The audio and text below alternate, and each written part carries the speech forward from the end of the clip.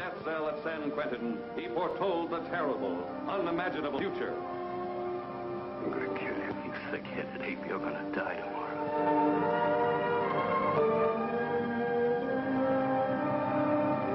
Indestructible, because the scientific experiment that brought him back from death made his skin as tough as armor and released every killer's instinct stored up in his demented mind.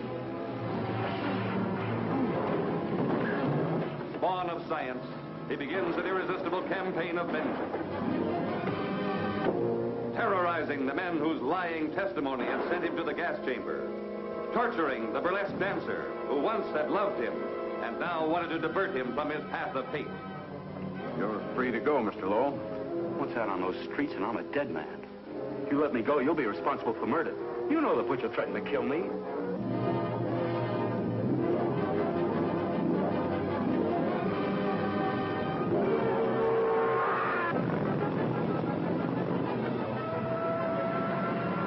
Through the 700 miles of underground trains of the city of Los Angeles that were his hideout, he held a world at bay. Bullets bounced off him. Rockets couldn't halt him. Flamethrowers couldn't destroy him.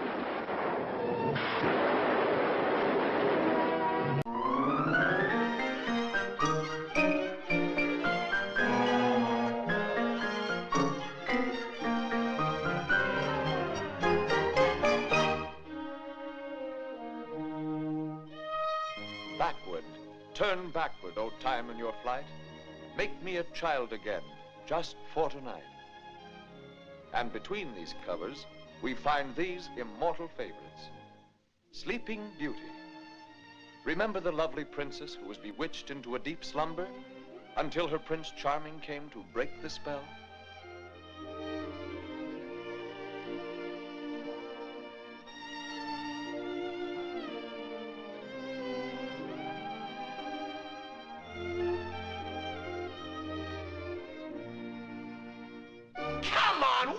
Wake up, you lazy good-for-nothing! Come on, wake up! Tom Thumb, the little boy who got his name because he was no bigger than a man's thumb. Let's pay this interesting family a visit.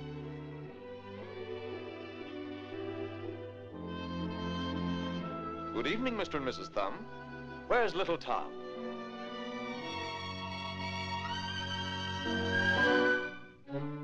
Are you Tom Thumb?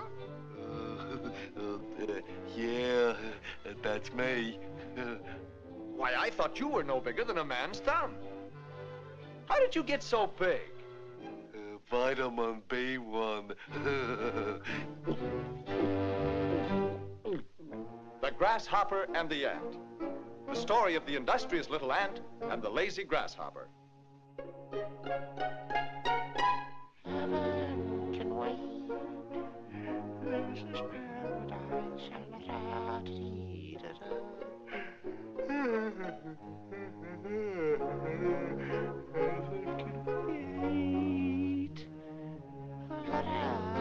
You're gonna be sorry. I've worked all summer and put away plenty for the winter. But you lazy thing, you're gonna starve.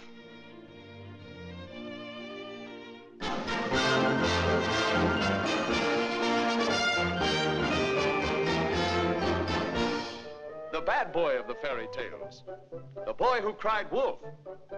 Wolf! Wolf! Help! Help the wolf! Wolf! Help! Help! Wolf! Wolf! Wolf! Wolf!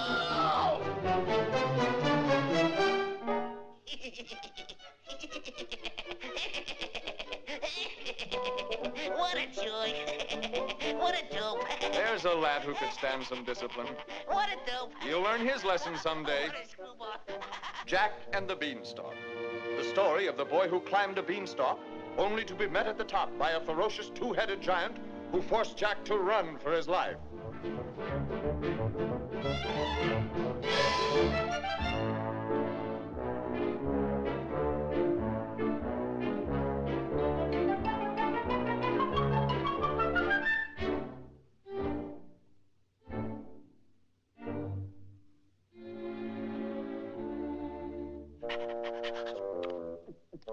Say, you almost had him.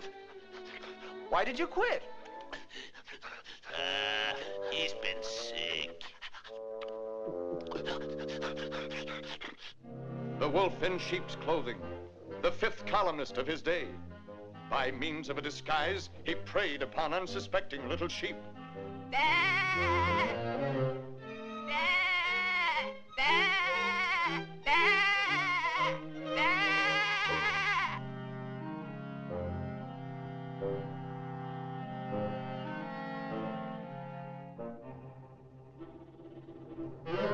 Scram, bum. I'm working this side of the pasture.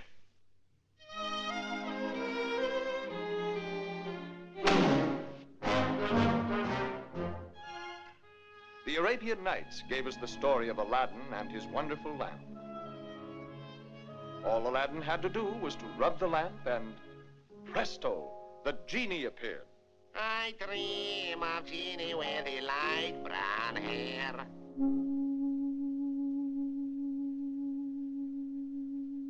I dream of Genie with the light brown hair.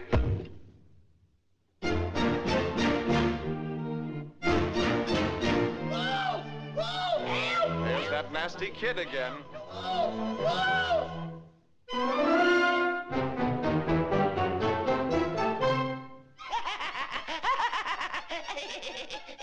What a dope. What a joy. Hey, young fella, you're going to yell wolf once too often. Hey, go on. Mind your own business. Mind your own business. Can't a guy have a little fun?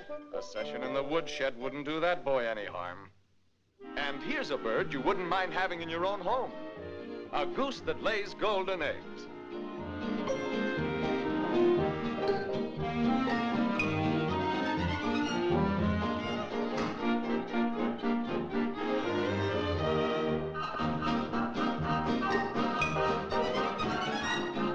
Hey, wait a minute. You're supposed to lay golden eggs. Not anymore, brother. I'm doing my bit for national defense.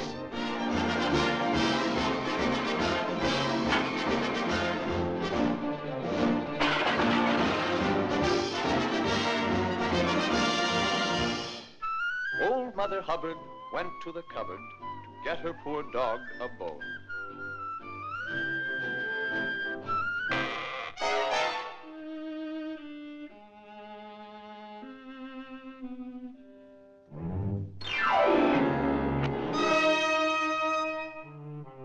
Why, you dirty double-crossing. Food hoarder! She's a food hoarder! Food hoarder! Remember this little nursery rhyme? This little piggy went for to market. This little piggy, he's gone for to stay home. This little piggy, he's have roast beef and smashed potatoes. And this poor little piggy, he don't have anything, all kinds things to eat. And this little piggy, he's for to crying like anything. Wee, wee, wee, all the way. Oh! For crying out pit sack, mother! Be careful! My corn! Cinderella and her glass slipper. The little girl who... Whoa! Whoa! Help! Help somebody! Help! The He's at it again. wolf! Wolf! Help! Help the wolf!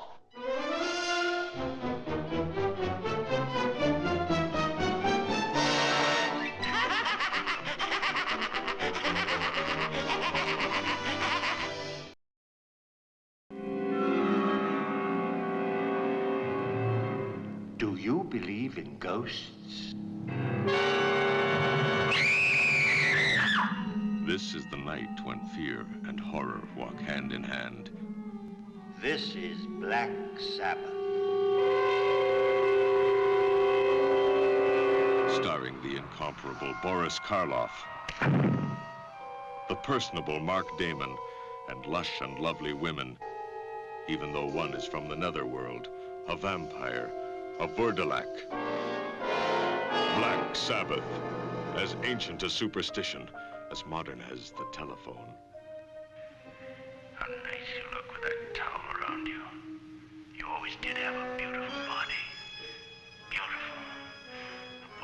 someone crazy. Who are you? Who?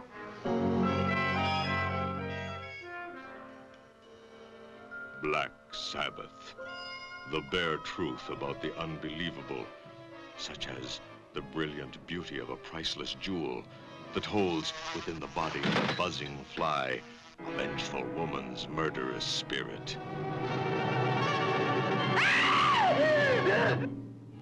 Only on the 7th night of the 7th full moon can the living see the lifeless undead. I am hungry. Is he man or vampire?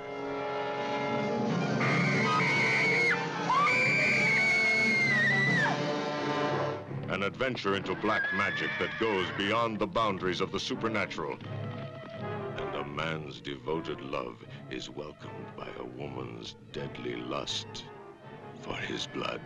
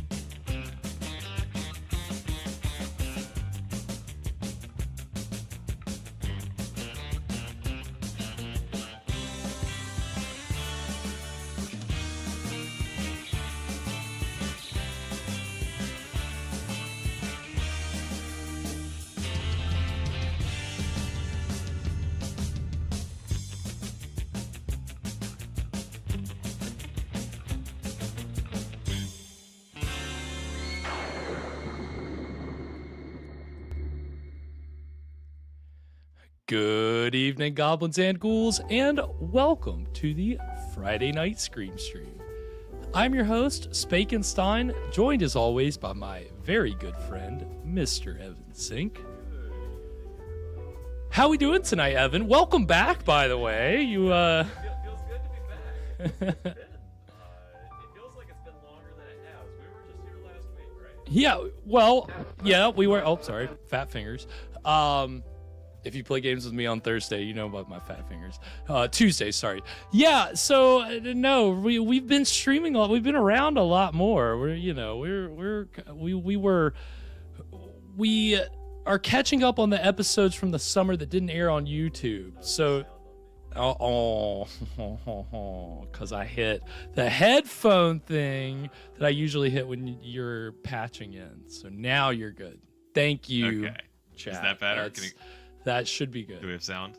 That should be good. Yeah, that's me. I hit the again, fat fingers. I hit the wrong button. So, yeah. Now you can hear. Yeah, that's you. You know me, classic me. So we're back. We're here, and alive and thriving in Shocktober because we're in the midst of it right now. We are loving it. I mean, yeah, by the way, how's the game going? Oh, well, it's good. And by the way, welcome everybody. We've already, got our very good friends in the chat. Alana, Kathy, Sears, and Dogstar. Very nice to see all of y'all. Hope y'all are having a good Friday so far. And most of y'all have been joining me for the Tuesday night games. And yeah, how's he been doing, y'all? Well, as they can attest, I know Alana can definitely attest. I had a bit of a hard time on Tuesday. You're on what, the second level? Yeah, the third. Okay, third level. Yeah. Okay, you're moving right along. I am. So I started on the third level on this past Tuesday. My goal is to do 2 levels every time that I stream, which is just on Tuesday nights, just for October. Because if I do that, then by the end of the month, I'll have gotten all the way through it. Well, I didn't get through 2 levels on Tuesday. It took me a long time to get through level 3, and the level 4 I couldn't crack. Which one was level 3? Level 3 is the one where you're like down in like you're underground, I think. Okay, it's not the one with the plane. Yeah, right. So, or you're like jumping around, and then you got to fight like a dragon monster or something like that. Some kind of dragony type. Oh, yeah. I remember that. That part was actually that might have been the hardest part. That wasn't that hard, man. Yeah. Like that was pretty freaking hard, and so yeah, maybe the rest of the way you can just cruise right on down into the ending. Right. Well, needless to say, it took me a while, and so, but we got it. We got there, and we beat the 3rd level, and then, you know, by that point, I was already like 2 hours in. And did you feel relieved, like that? How did it feel when you finally beat the dragon thing? It felt good every time because I suck at games and I want to win. So anytime that I do beat like a level, it is like I'm celebrating. I get super excited. Well, I'm sure everybody was cheering you on. Oh yeah, no, they're great, and you know, poor Kathy was not. She was under the weather on Tuesday, and so Kathy, I hope you're feeling good tonight. I hope you're doing better, because you braved through on Tuesday, and you were there with us on Wednesday night. So, hopefully you've had some time to recover. But yeah, I mean, we've just spent the whole month has just been we've been doing stuff like pretty much every day. Yeah, fun month. We're keeping it real in Shocktober, and I think we're keeping it comfortable, is fair to say too. You know, we're Halloween, and just, you know, I'm glad that it's becoming more acceptable to celebrate Halloween throughout the entire month of October, as is with Christmas, because that's how it's fair. Right, as one day is just not enough for a holiday like that. No, if like this, you're telling me I gotta put up all these decorations for one day? Right. Yeah. We got to make more of it. We got to keep our spooky stuff. You know, we got to get the most out of it. You know, everybody loves it, so we wanted, you know, Halloween is this time of year, the whole month of October is just a time for familiar, you know, signs of the season, right? And so what better way for us to keep it familiar with Shocktober than with, you know, a familiar face and one of the great horror movie stars. Oh ho. Not only that, but keeping it familiar with something that we've seen before. Not technically what we're about to see tonight, but we are watching the 1961 horror anthology film The Devil's Messenger, which you're like, what? How is that familiar? What is that? Well, if you'll remember, last year at this time on Wednesday nights, we were watching a little unaired. Well, it was a television show produced in Sweden, unaired in the United States. It was a horror anthology series featuring Lon Chaney Jr. as the host, entitled 13 Demon Street. So last year at this time, we were watching, I think we watched 10 episodes of 13 Demon Street. That was 10 of 13. 10 of 13. That was not every episode. So, and I knew when we first watched 13 Demon Street that, you know, this movie was public domain and that we would get a chance to show it here. And so, we're finally doing it. Right. Well, you're right. And I didn't want to do it the same time that we did 13 Demon Street, because I was like, you know, let's spread it out a little bit. Let's like appreciate that time. Let's look back on it after, but not too long. Right? Let's not wait too long. So I figured so we can't forget about it. So we didn't. right. Because it might have been. I still kind of remember 13 Demon Street. Not that really anything matters with what we said, because it was an anthology show. Every episode was a different story. Right. And this movie is not retaining the frame story. That was the one with the man with the hands, right?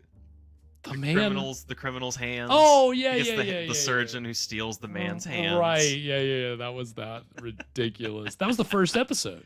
Oh yeah, it was. Yeah. It started off well. I think remember it started off really strong, and then every episode there were some good. There was the one with like the man killing plant. Yeah. And there was the one where it seemed like it was going to be good, where like a documentary crew was going in a haunted house, and it was like, whoa. But it was the butler did it, right? Right. I think it was something like that. I can't remember. It was a good show. We enjoyed it. But that show was produced in 1959, so this is 2 years later. The show aired in Sweden, but it did not air in the United States, and so this is like the only version of any of it that people in the United States saw, was this, where 3 stories were taken and it was turned into a horror anthology film. And so why did they do that? Why did they take the last 3 episodes of the show and turn it into an unrelated movie? Much like a lot of the movies on this show, there are interesting origin stories behind how, like, to answer your question, like, how does this get made, basically? Like, how did they end up who takes this, and like, why wasn't this just part of the show? It was, but someone, an enterprising producer who we will be discussing tonight, took these 3 episodes and recut them, and I won't go too much into it. I'll just say that Lon Chaney is not playing the same character that he did. There's a new frame story with Lon Chaney, and he is playing the devil, apparently. Okay. So we have some Lon Chaney devil action, and so if he's the devil, then who's the devil's messenger? Sorry. Yeah. Well, we're just gonna have to find out, because I have not seen this before. So it's gonna be fun, but it's it's a new frame story. It's totally unrelated, but we're gonna be in hell. He's gonna be Satan, and I'm sure that that Lon Chaney Jr.'s Satan would very much approve of the cocktail that we're gonna be drinking tonight, because as always, Evan brings us a delicious cocktail to pair with the evening's film in a little segment which he calls... What were you drinking? What are we drinking tonight, Evan? Well, we're getting into some cooler days, and so I thought, what would be nicer than a nice warm drink this week? And so we're watching, sorry, is it Satan's Messenger? The Devil's Messenger. The Devil's Messenger. I think I misnamed this drink. No. I think I saw different, like, credit listings that credited Chaney's character as Satan and the devil. Okay, well, we'll call it... If I think it works. If this is the Devil's Messenger, then maybe we'll just go ahead and call this drink the Devil's Mocha.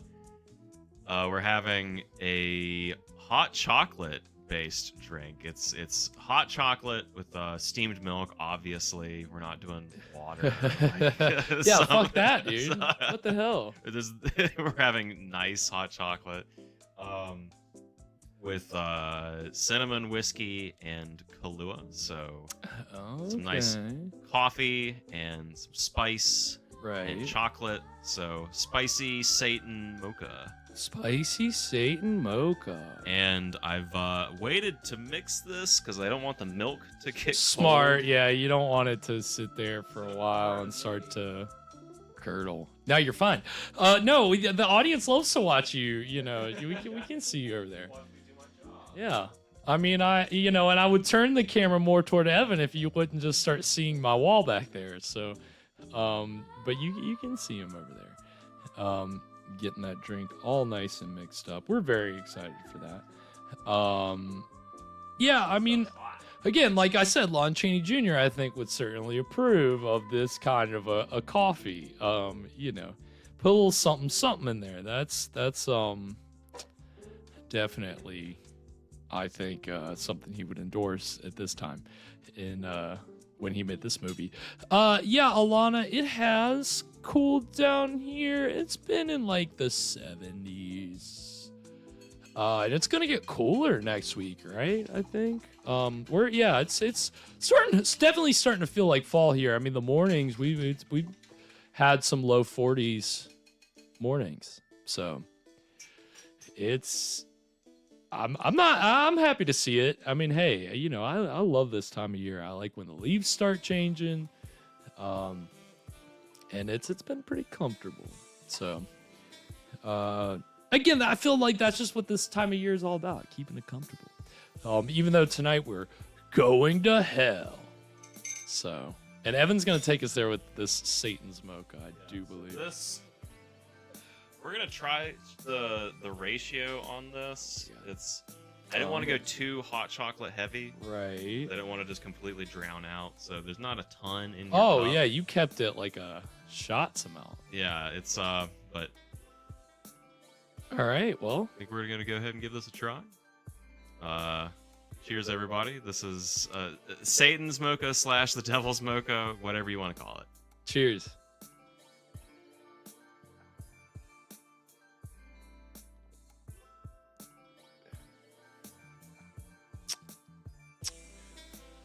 I kind of like it. It's good. It's good. It's strong. I'm definitely getting the cinnamon. Getting the Fireball. It's funny. It's been a while since I've had Fireball. Since the last time we had it on the show. Is it? When was the last time that we had it on the show? Not probably back during the summer. Oh, really? That recently? I think so. Oh, I just feel like tasting it now. I feel like I haven't had it in a long time. It's like kind of like had a flashback of college for a second. Yeah, were you mixing it with hot chocolate? I don't think so, but it certainly was a staple. One of the few things that I could stomach, and it, pretty tasty. Pretty and good. I think pretty smooth. I mean, it's anything you're mixing with steamed milk and hot chocolate. I mean, it's gonna be pretty good. And I think I said on Wednesday night when you weren't here that Evan knows any cocktail with chocolate. It's like right. I'm about it. Yeah. If you want to get cozy, here's a cup full of chocolate. Right. Well, and when we were like live, I didn't see that you had sent the recipe in.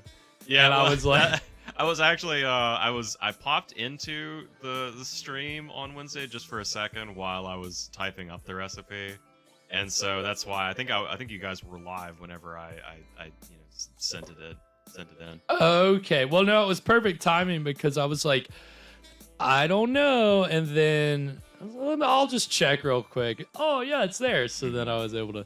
And I asked Job if he wanted to impersonate you and read it. And he said that he would not do his friend that way. He wouldn't, steal my identity. Yeah, he wasn't going to do that. Yeah, unlike me, stealing my identity like all the time. Even though, don't you love we're twins? We don't look anything alike, but that's, that's one of our things. But yeah, I was very, very happy to have Cylon with us on Wednesday. But, glad to have Evan back doing his thing, bringing us a delicious cocktail to pair with what should be an interesting film. Again, 13 Demon Street was not it was a pretty enjoyable show all around, I think, I would say. I mean...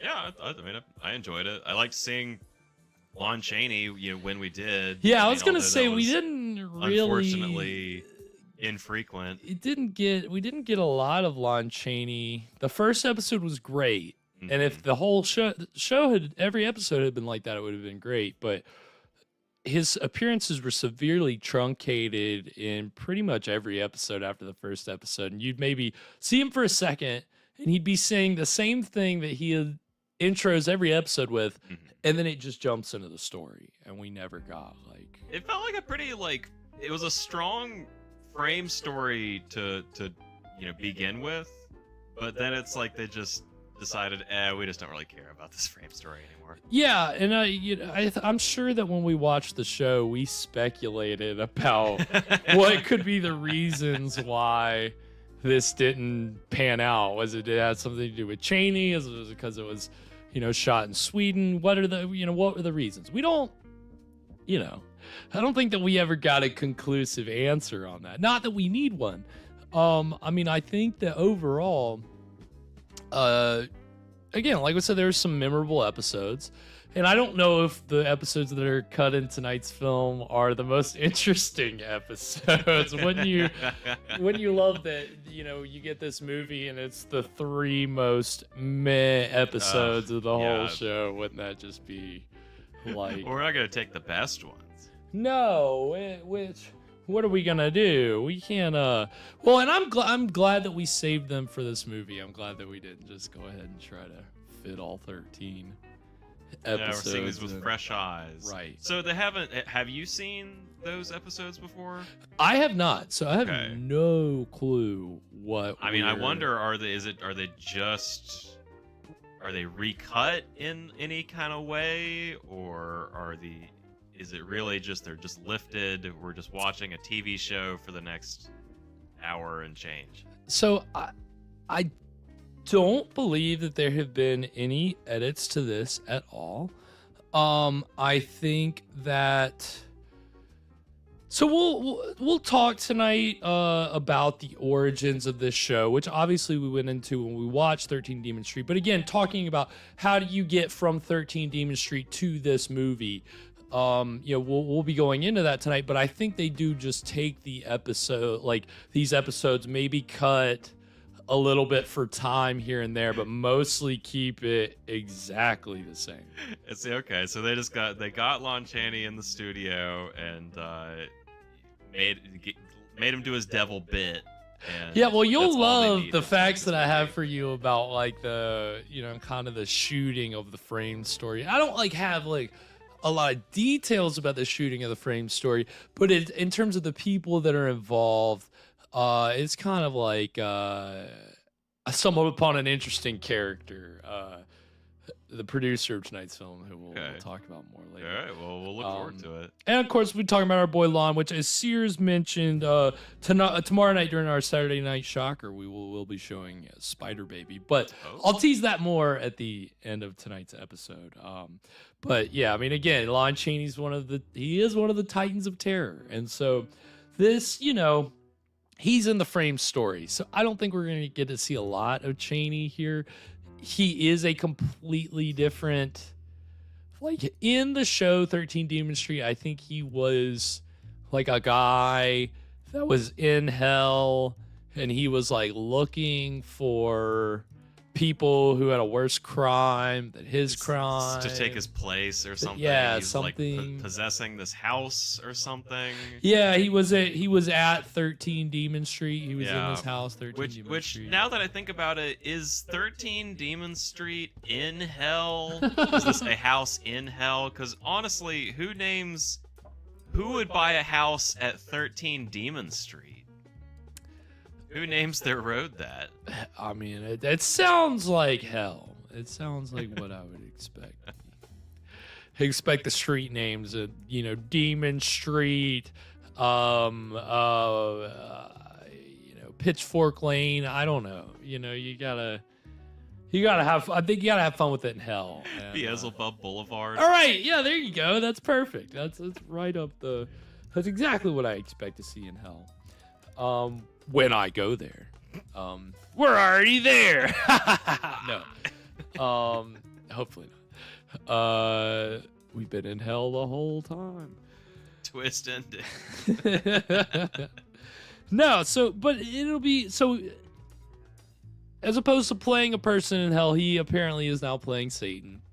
So it will be fun. Okay, he got promoted. He got promoted, even though I don't know that we'll see a lot of Lon Chaney Jr. Okay. I think now, if we it's a frame story. If we cut back to the frame story and he's just not there, I might just leave. I think we'll be good on that front. I think I think they were able to keep him engaged. I don't think he just walked off on this particular production. But yeah, well, anything before we get into it, Evan?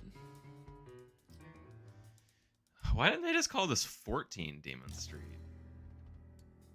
I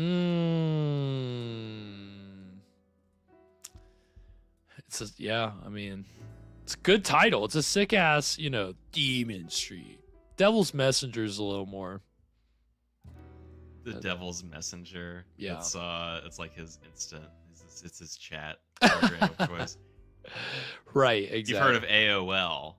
Yeah. The Devil's Messenger. I would hate to see those emojis. It's all the emojis are just the little devil guy. Yeah, that's the only. Yeah, that is hell. That's the definition of hell. That's all you get. Well, on that note, I think we're gonna go ahead and get into the exciting beginning of The Devil's Messenger right now.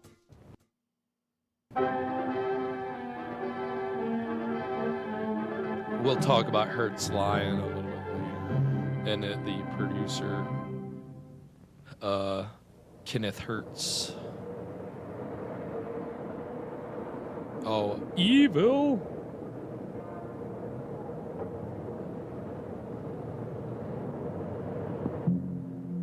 Whoa!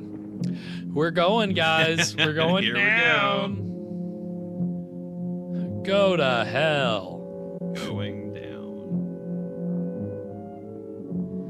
Big Bill Hells. We're on the elevator. Bottom floor. And again, this was the segments, the stories were the episodes of this show that was filmed in Sweden. So these are Swedish actors speaking in English. That was the thing. The show was filmed in English, and in Sweden it was shown with Swedish subtitles. So, a little fun fact for you.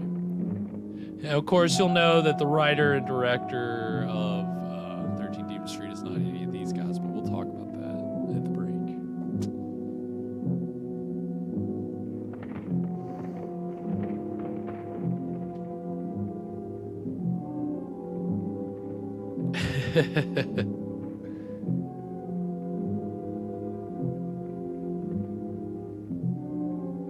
Yep, that's true. I didn't think about the 13 and the Friday.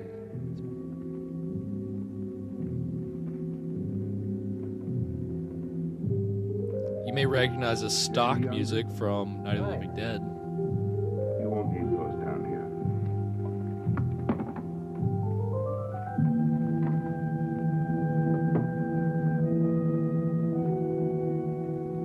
Right through there. They got the big guy working the front desk. Yeah. I guess so. You wanted to come here. You would hope Satan processes everybody. He shouldn't be like a principal, just sitting back waiting until people get in trouble.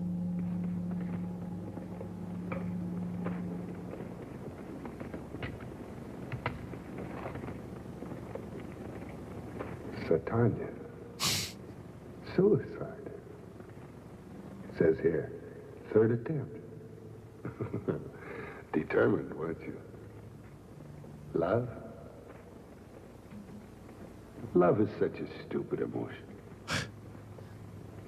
I hate to see such a pretty girl go down there. At least not yet. I'm the devil. I hate love. I have an idea. The devil's a romantic at heart. What are you talking about? My messenger. Messenger? Oh, she's a messenger. We have rules here, too. You see, suicide is a special case. And I'm sure that you'll be looked upon more favorably if you take this job. Do I have a choice? Of course, the choice is entirely yours. You'd have to go back. Up there. No, I won't go back. Do you realize what is down there? Go look. See for yourself.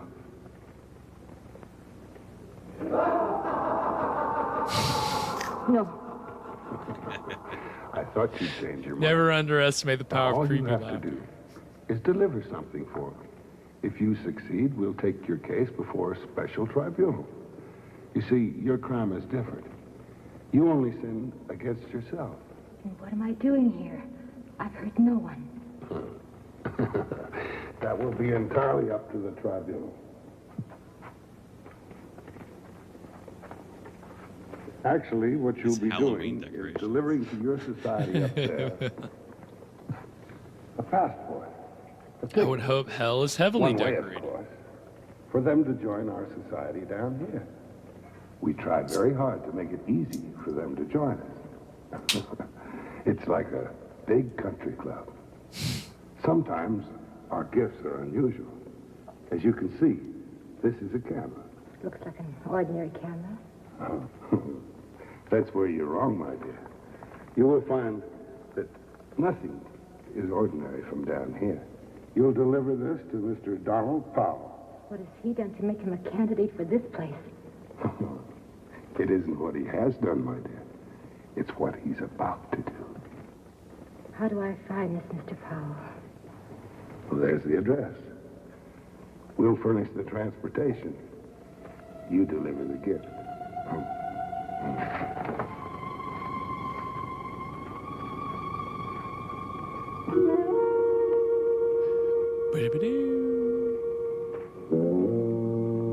All you have to do is take this box to heaven and ignore the ticking sound it's making. Whoa. That's it. Good girl. Hot. Talking about the dog. This is the 28th photo you took. Oh, I didn't count. Besides, you're being paid by the hour. This isn't included in the fee. Don't be coy with me. You have a wife. Not since last week. Besides, why should I? This is very 13 Demon Street. I feel like a lot of the episodes dealt with, like... Did it hurt? Philandering, infidelity.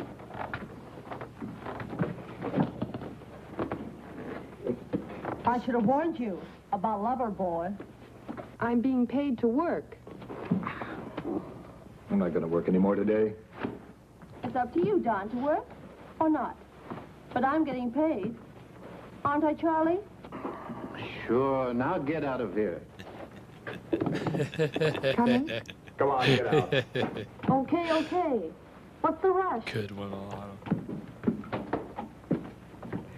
Don, you need a rest. You're overworked. I feel fine, Charlie. Why don't you go away for a few days? But don't take a girl with you.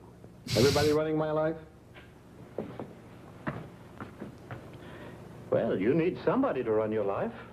Charlie, you make enough money off of me. What do you want me to do? Go up to Maine, to New England. Maine? But only with your camera. Take photographs.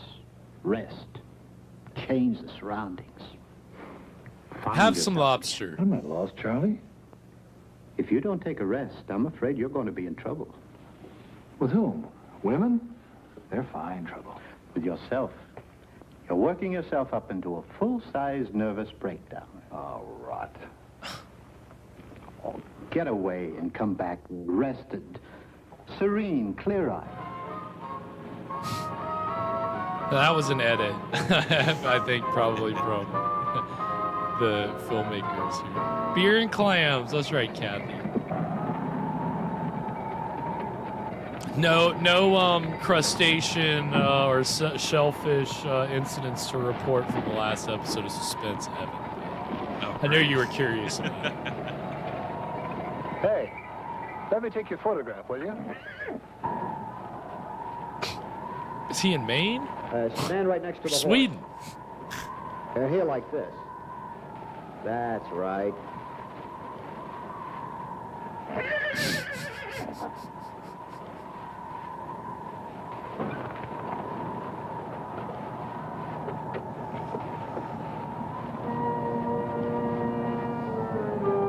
How restful. Driving out into this.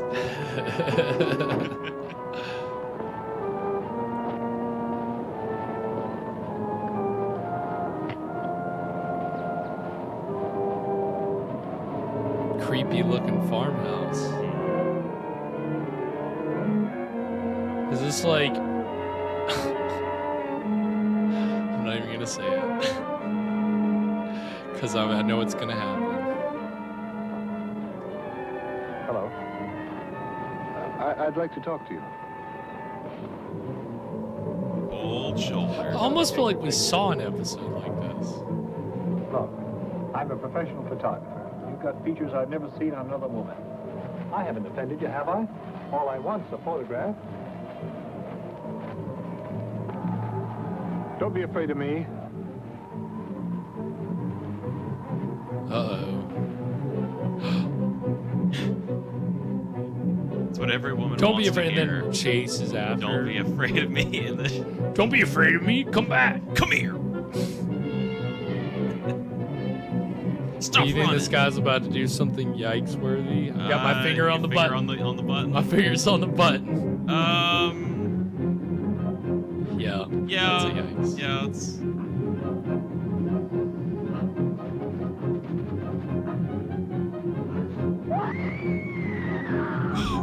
What the hell? What the fuck, dude? Why are, I'm sorry. I would love to know if this is in the original edit or if the filmmakers of this did this, because avalanche footage, raging river footage.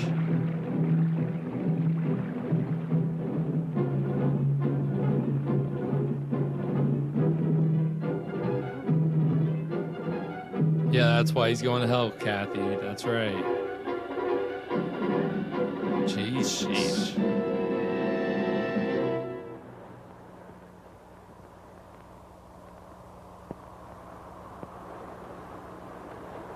This is fucked up, man.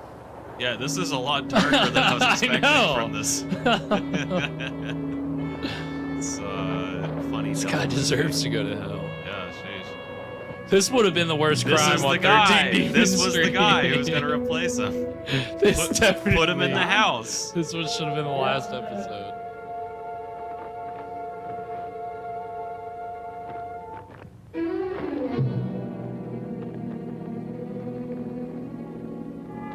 Good picture, though. Shame to have to destroy the evidence. I'll be right out.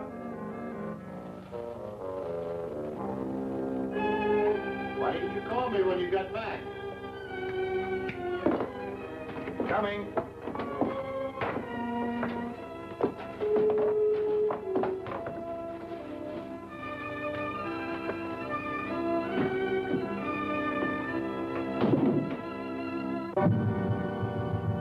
Wait, what? Nice work. This is art, not photography. All I do is press the button. You're using the camera like an artist a brush. Look at this old man and the horse. Two old pals having worked together all their lives, now grown old together. What's the matter with you, Don? You never used to drink before 6. Don't tell me what I should do and what I shouldn't do. It's 5 o'clock somewhere.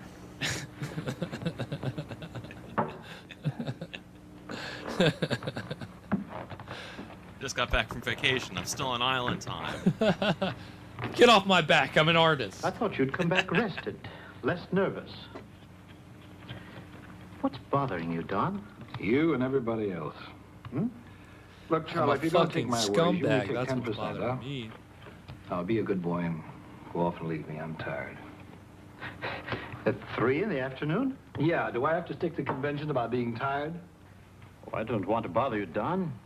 I only came by to tell you that World Magazine wants to do a spread about you, 16 pages. The work of the most famous photographer of our I time, think you're hitting Don the nail on the Powell. head there, Sears. What are you doing, Charlie? In your absence, I even picked out the pictures. I got the Wagner galleries for the exhibition. What's the matter, Charlie? Don't you make enough money off of me? But Don, Oh, you I told me wonder to which rest and let picture's me going to rest. be the best But Don, one. Look, I don't want all this publicity. I don't want to be plastered on gallery walls. I don't want to be published in millions of magazines. You're still sick. Okay, I'm sick. Now go.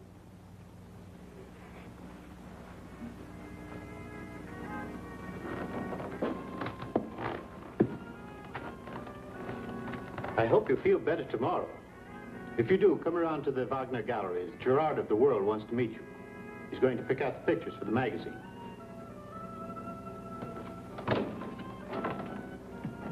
Shrug.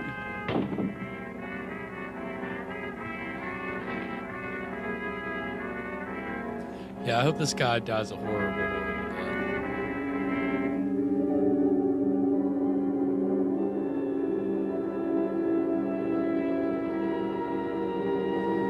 God, this is the story they open with. What do you think? This is going to be the strongest of the three? Or is it going to get worse? I don't know. Maybe that's a question we should save.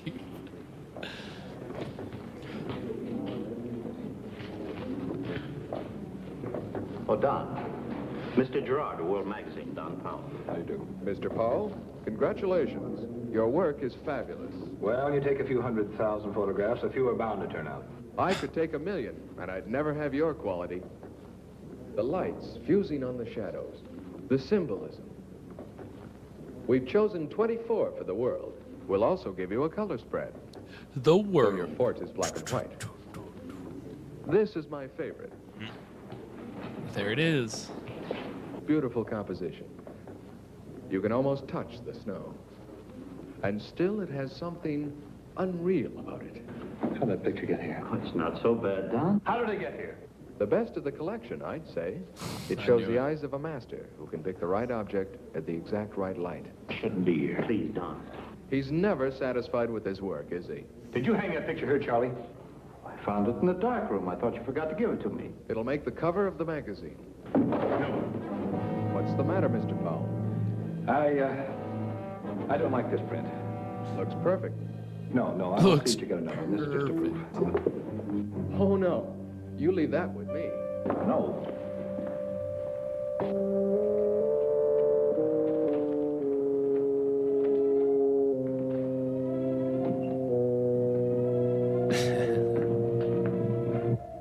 Ah, Lana, you cutting fabric. That's right. I believe.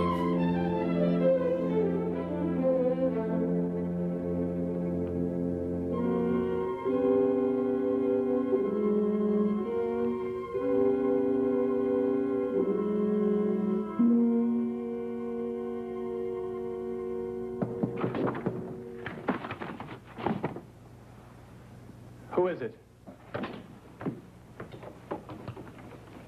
It's me. He's gonna kill his wife. What do you want? A drink.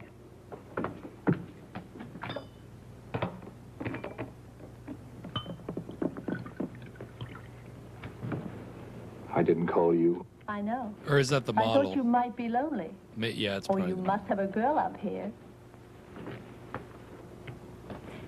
Anyhow, I want to be sure which is which and what's what. Aren't you glad I came? I was at the exhibition. It was terrific. But you know what I like best? The pictures you took of me. But you didn't exhibit the right ones. Where are they? No! Why not? You took pictures of me, much better ones than you showed at the gallery. I have a good figure. You said so yourself. Where are they? No, Dixie, please. Uh-oh. Why are you so She does so look like shy? the girl Sears. They're my pictures, too. Now give them to me. No. Sometimes you frighten me. There's something in you that really scares me. I didn't mean to. I better go. Dixie, please stay.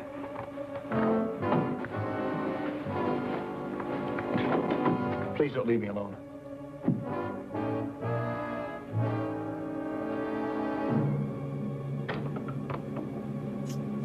The music is building up.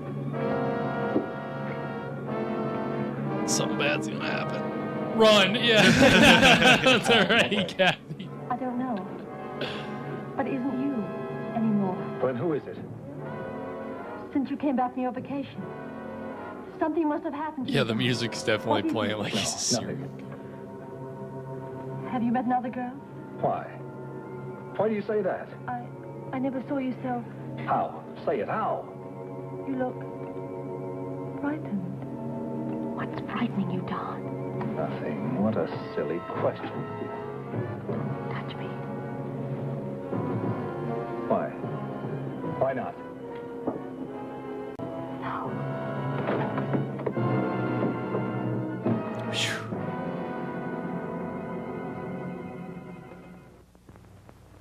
Music kind of was a false, kind of a red herring there.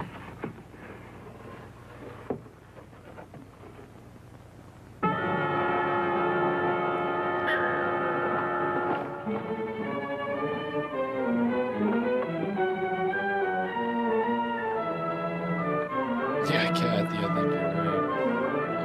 Unfortunately. Charlie? Yeah.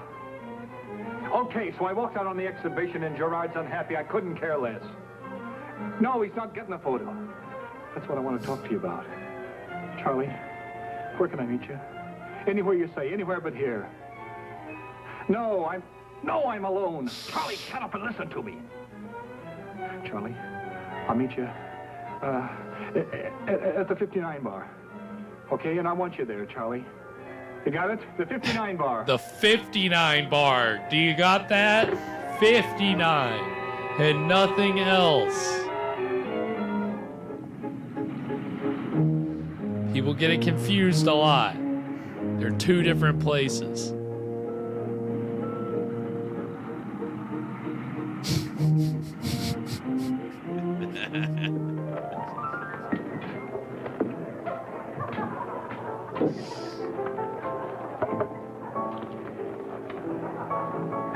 Charlie. I made it as fast as I could. Look, Charlie, I want to ask you something. Yes? The same. Thank you, sir. What is it? Charlie, do you think I'm insane? No, of course not. How long have you known me? 15 years? Have I changed lately? Oh, you're more nervous, but everybody has their Charlie, bad give me a time. direct answer, yes or no. Well, since you asked me, yes, you have changed. That's what Dixie said. She left me just now. Yes, she phoned me. She did, huh? Charlie? She said you were acting Charlie, nuts. It's incredible. It can't be. What? Can a photograph be alive? What do you mean, alive? Look, I took a picture of that old farmhouse. There's nobody in the picture. You saw it. Was there anybody in it? No, there wasn't. It was just a photo of the old farmhouse with a path leading down. Well, look, somebody has come out of that house, and they're coming toward me closer and closer. What am I going to do? Huh?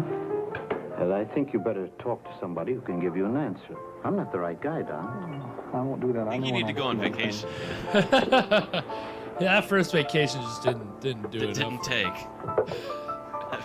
Hey, boss, sorry, first vacation didn't take. I'm going to need to take another vacation. Look, I'll go with you to the studio and prove to you that you're only seeing things. Why not? This would prove to you that you're only imagining the thing. Look, if I can't see her, you'll believe me. I know you will. Don, be reasonable. Let me come with you. No.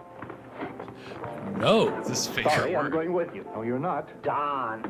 Oh, damn. Oh, that was a hell of a fake punch. He got the rear back really good. Yeah.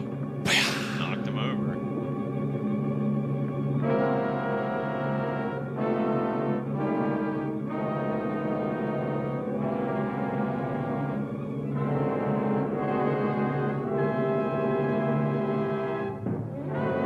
Is it a close-up now? It's the movie Blow Up.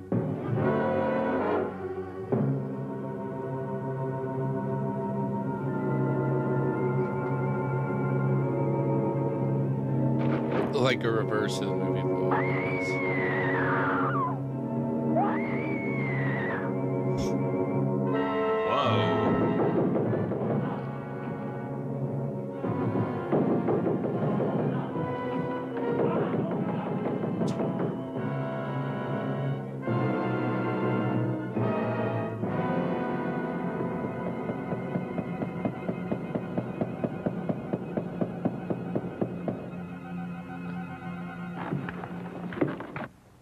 Oh, shit.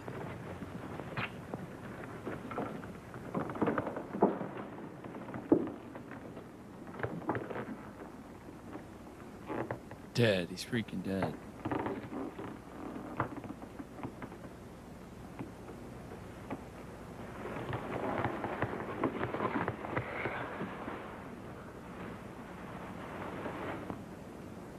Heart attack.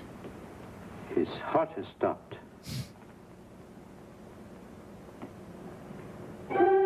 You got off easy. Yeah, he really did.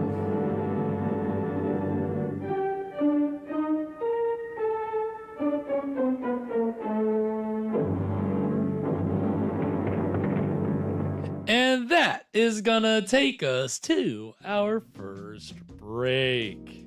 Well, we're a third of the way through The Devil's Messenger. What are we thinking so far, Evan? I mean, pretty strong contender there. Pretty strong opening. I don't know how it was a pretty good opening story, wasn't it? I thought it was. 13 Demons. Really any of these anthologies that we see on the show, they can be kind of hit or miss sometimes. But I thought that was pretty good. Yeah, I was surprised how. Because it's just a really brutal attack, in the middle of it that you don't really expect or see coming, and then it happens, and you're like, oh, well, this guy sucks. So I can see why he's, again, like you said, if you view it from the 13 Demon Street perspective of who's got the worst crime, this, like you're saying, it's a contender. It's really interesting how, in the context of that show, this works one way. In the context of this movie, it works a different way. So this lady, the Devil's Messenger, she got a job. Right. She went to hell and she got a job immediately. They said that sounds like hell. Hey, we got a job for you. You die and you still have to go to work. So she delivered this camera. Right. I guess that's a message. No, well, he said it's for what he willed. Okay, yeah, I was confused by his intro to the story. He got a camera that made him crazy. I guess it was. I guess that was it. I guess I didn't glean that. I don't know. I don't know if that's the intended No, I think you're right. I think but... yeah. I think that sounds right. That I don't want that to be right because it sounds like it's taking the blame off him. Like, oh, this was just Satan's fault. That's a good point. Maybe it's not. I don't know, because he said it's like Chaney said something in his intro to the story. It's not for what he has done. It's what he. I don't know. It was confusing. We'll see. We'll see what other messages are in store. Right. I mean, yeah, it's a strong story to start. And again, we saw 10 other episodes of 13 Demon Street. So compared to those 10 other episodes, I mean, that one's, not bad, I thought. But again, it's interesting the way that this, we talked about it earlier. Evan asked the question, how did we get these 3 episodes of 13 Demon Street pulled aside and turned into this movie? Right. How does that happen? That was one of the questions that I, wanted to try to get answers for in my research, right? Anytime that we watch a movie here on the show, if I can give a little more context to how we get something, that's part of the fun of it. And this movie it's interesting in kind of the way that it plays off the film that we saw last week, Castle of Doom, which was an American re-edit of a piece of film that was produced overseas. Yeah, we're on a re-edit kick. Right. Yeah, exactly. Something that was produced elsewhere, purchased for American distribution, and kind of totally re-edited into a new thing. That's the thing. Like we said, this movie, the frame story that you're getting here is not the frame story in 13 Demon Street. It's completely different.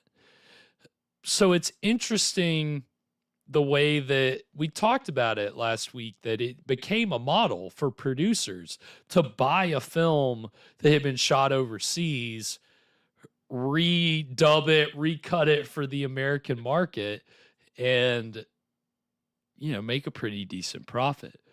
Well, that's what we have tonight. That's what happened here. An independent producer got the rights to the show, and remember we talked about the show being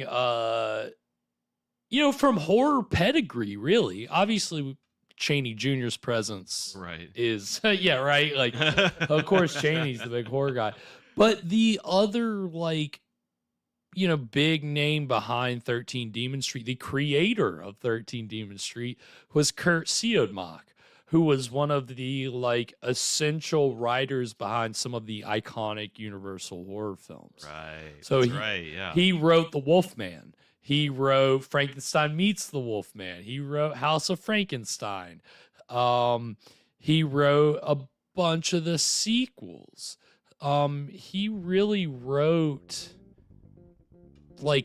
a solid amount of the lore and the things that people love about the Universal films come from Kurt Siodmak. And he had a long association with Lon Chaney Jr. Obviously, The Wolfman is kind of their most iconic collaboration. But they worked with each other well after their heyday, both of their heydays at Universal, on this show. But even on other things we've watched before. Remember a little movie called Bride of the Gorilla? Yeah. Yep. Which, again, unfortunately, Chaney is playing. He's playing the chief of police or something. He's not playing a monster. So Chaney was kind of transitioning into those roles at this time, moving away from playing monsters and more to playing kind of side characters in horror movies. And so Chaney did I guess they got along okay. Siodmak wrote and directed Bride of the Gorilla. So obviously he didn't, mind Siodmak as a director, because if he did, he would have. Chaney broke a vase over Kurt Siodmak's brother's head. What? Yeah, sorry, I'm my fat fingers. Yes, he. Yeah, so it was either on Son of Dracula, which was directed by Robert Siodmak, or Cobra Woman, which was directed by Robert Siodmak. Chaney apparently broke a vase over his head as a joke. As a joke? Well, that's what I think. That's what Lon Chaney said, that it was as a joke. It's hilarious, Lon. But that's good joke. Again, Good there's prank. stories about Chaney just being a little bit too rough sometimes on set. And that's one that I guess I've read before, but kind of forgot about. But so I love that it's this guy's brother that he worked with multiple times. They've really collabed together a fair amount. And he what apparently Kurt Siodmak's brother didn't get along either. So is that why he broke the... No. I just think maybe Robert Siodmak had a personality, but yeah, I don't know. They worked together a lot, and so on 13 Demon Street, Siodmak created the show, but he also wrote and directed a fair number of the episodes. The 3 episodes that are cut into tonight's movie were written and directed by Kurt Siodmak. Okay, So, well, I think that bodes well. right? Yeah. He was a quality writer. I mean, Siodmak was a very talented storyteller, but a lot of times he's at the mercy of very low budgets and very demanding producers, and so you get what you get. Again, he definitely has some schlock in his filmography, to be sure. Bride of the Gorilla is not a great movie, but it was kind of a takeoff on The Wolfman in a way. It just was more like his thing. It was more psychological. But again, this show was produced in '59. They worked on it. So 2 years later is when this movie gets conceived, right? And the exact origins, I don't have the exact details of, but essentially what you have is just some connections. So the director of tonight's film, Herbert L. Strock, had directed some TV and some horror movies up to this point. He had done I Was a Teenage Frankenstein, How to Make a Monster. He had he'd done some TV. He did 4 episodes of The Veil, which we saw previously in our minisodes. And he also worked with Kurt Siodmak on a movie called The Magnetic Monsters, which Siodmak wrote and directed, but apparently Herbert Strock uncredited directed like some stuff, and that was about 10 years before tonight's movie. And that's the first trailer that we're gonna see is for the Magnetic Monsters. But so Siodmak had worked with Strock previously. Strock worked a few times with a guy named Kenneth Hertz, aka Kenneth Hartford, who is the producer of tonight's film. And he had a company called Hertz Lion, which you saw the production logo at the beginning. And if you're a fan of public domain horror movies, you've probably seen that logo on a few. It's because his company was only in existence for like 5 years. They only probably did like a dozen, maybe a little more than a dozen films. But 4 of the horror films that his company released are public domain. And we've watched a few on this show. We've seen The Dungeon of Harrow. Right, yeah. Which was released by Hertz Lion. Do you remember the movie Tormented? About the jazz singer who like killed his girlfriend or she died. Yeah, the lighthouse. The lighthouse, right? Yeah. Well, okay, so this is really weird. So I didn't know this until like this year, like within the last year. So I started seeing this thing pop up on Tubi, this like show called Famous Ghost Stories, and it had like a picture of Vincent Price on it. It's like, is this some anthology series I've never heard of? Hell yeah, another thing for the show. And it's weird. What it is Vincent Price, like it's a show intro, and Vincent Price intros the show, and he intros the movie as like a story. Like, we're bringing you ghost stories, and here's one. And then it's just the movie Tormented. And yeah, and so this is another recut. Yeah, exactly. That's exactly what they're doing for this movie. So that's the thing. This Hertz guy has a bit of a reputation for being a shifty guy, which we'll talk more about after the break. But he did the thing that we talked about last week, where he would buy films that were produced in other countries, he recut them, re-release them for American audiences, right? So that's kind of how he started Hertz Lion. Then he started producing some originals. One of the films that they released but they didn't produce, which was actually released on a double bill with tonight's film, one of the more famous public domain horror films, which we have not watched on this show, Carnival of Souls, which I don't know if you've ever heard of Carnival of Souls. I've heard of it, but I don't know anything about it. It's one I've been saving, and we still probably for some time. It's one of those that it's a little arty, it's very atmospheric, it's a fan favorite in the public domain horror world, and it's got a very interesting backstory. Well, it was released by Hertz Lion. And it kind of, again, it ended up public domain, in which the director of the movie was kind of disappointed about. And, he apparently said that he accused Ken Hertz, a.k.a. Ken Hartford, of absconding with all the profits. So that was kind of, to give you a little tease of this guy's reputation, which I'll have more about after the break. You always when we watch these not regional films, but these really indie horror films, you always stumble upon these characters who are just kind of some of them are dreamers and real aspirational, and some of them are just fucking hustlers. And it seems like this guy was a hustler.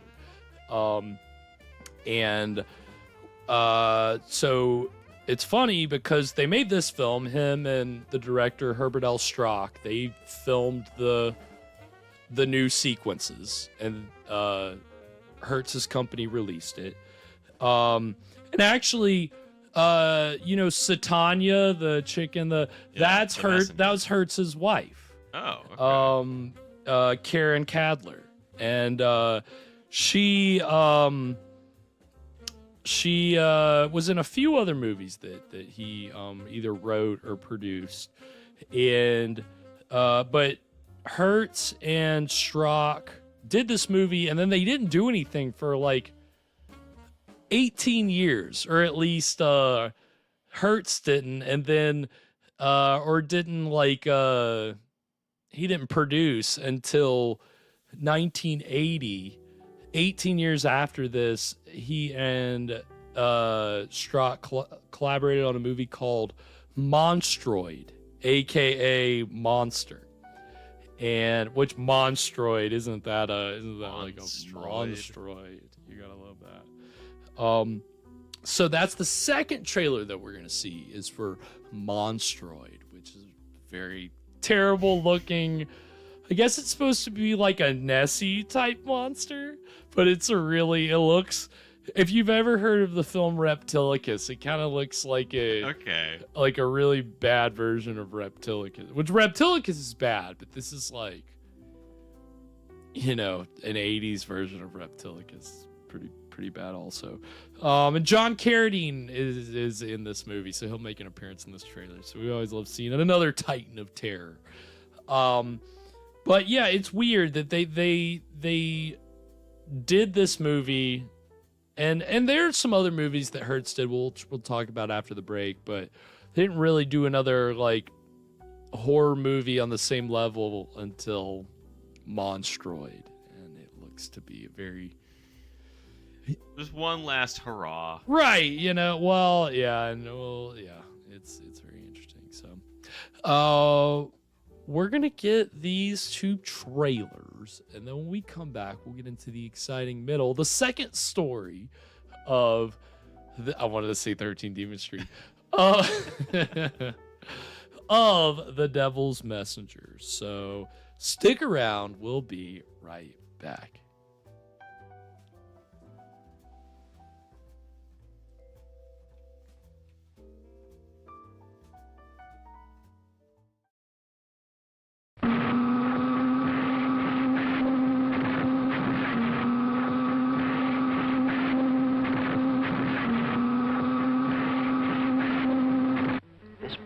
Might have been the origin of the solar system. Yes, gentlemen. We're witnessing the secret of creation.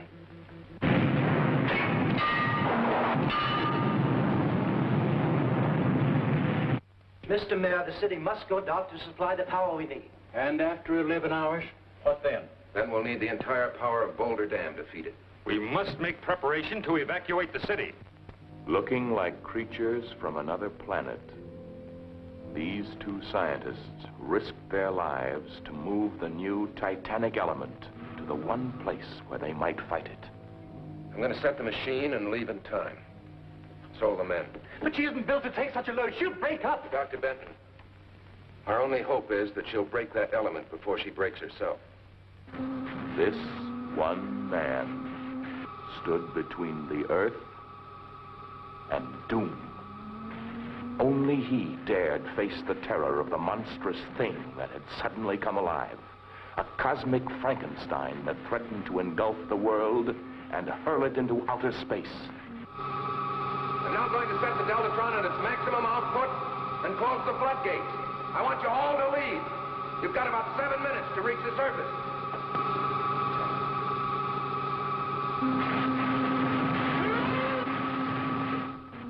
See the magnetic monster battle its deadliest enemy, the giant Deltatron.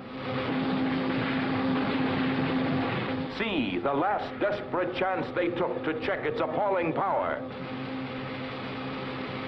See it shatter the steel walls of its mammoth prison beneath the sea.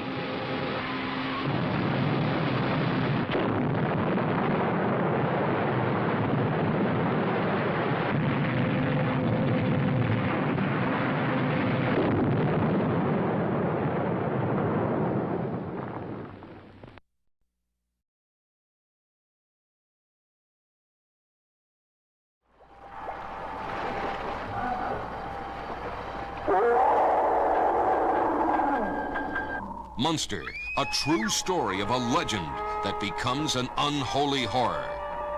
Oh my God, is that an eye? I don't know.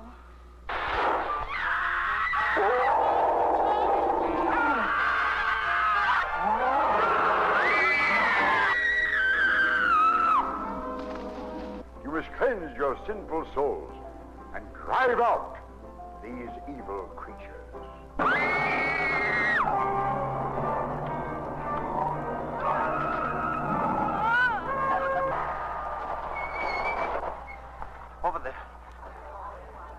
My God. Film World magazine calls it the terror film of the year.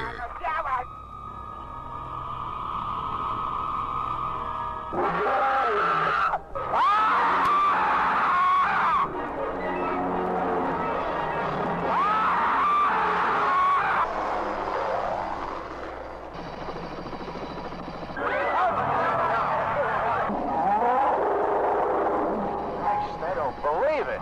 It's as big as a whale.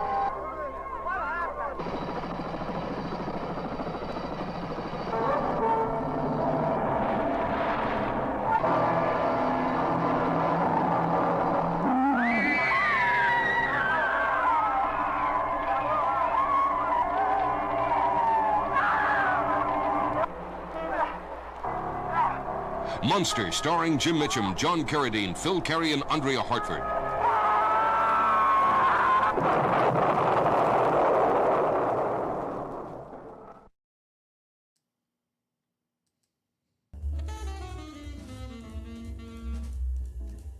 And we are back. So that was the trailers for the Magnetic Monsters and Monstroid, or Monster. I guess did that one call it Monster?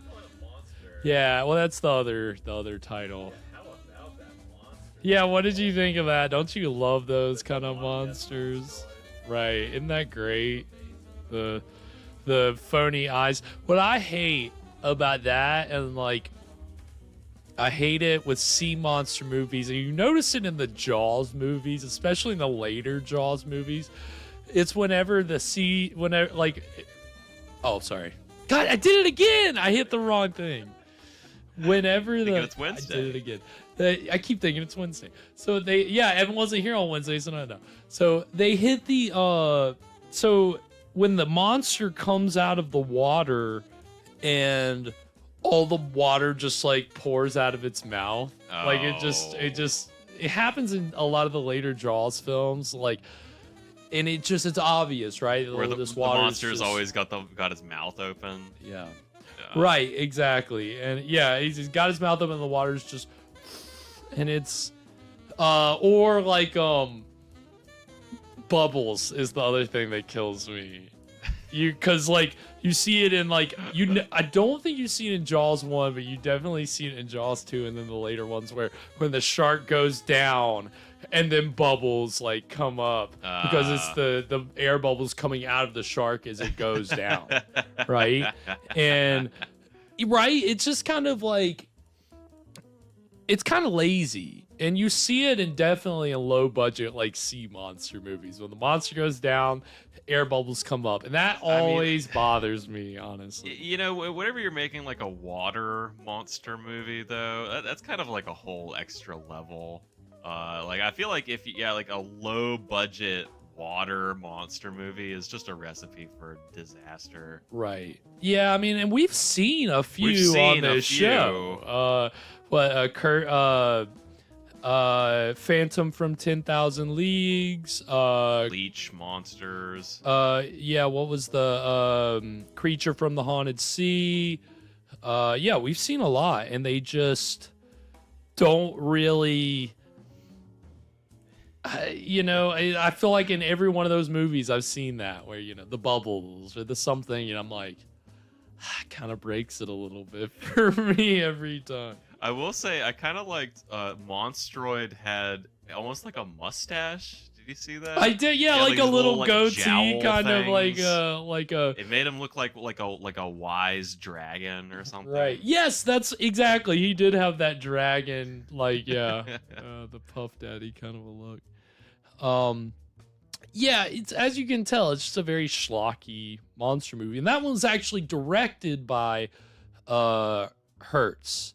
At that time he was going by Hartford, which apparently was because he was like running from creditors, so he would like change his name to try to okay. So this guy. So yeah, like that. So that's the thing. So he was from a family of film costumers. In his own, so I got all this information in an article that was in LA Weekly, which was mainly about his son, and it has a sad end, which I'll get to. But that's where I got this information on Ken Hartford, aka Hertz, and his own nephew called him a paranoid schizophrenic and probably a crook. Sheesh. Probably a crook. And there were allegations that he would routinely like sell the rights to movies to like the same rights to two different companies, or he would like try to sell rights that he didn't own. And like, so he had a lot of like those kind of issues, and apparently there were stories that maybe he was involved in like some arson, like, you know, to destroy some stuff, and that maybe he, you know, also hired goons to beat up rivals. So kind of a character for sure, this article. Goons? Where does one hire goons? I don't know. Apparently he would pay goons to beat up his rivals. So he was just one of these characters, and he would go around, like he would go to the Cannes Film Festival and sell, like, because, you know, any filmmaker could, you know, can basically, you know, find a way in. And so he found a way in.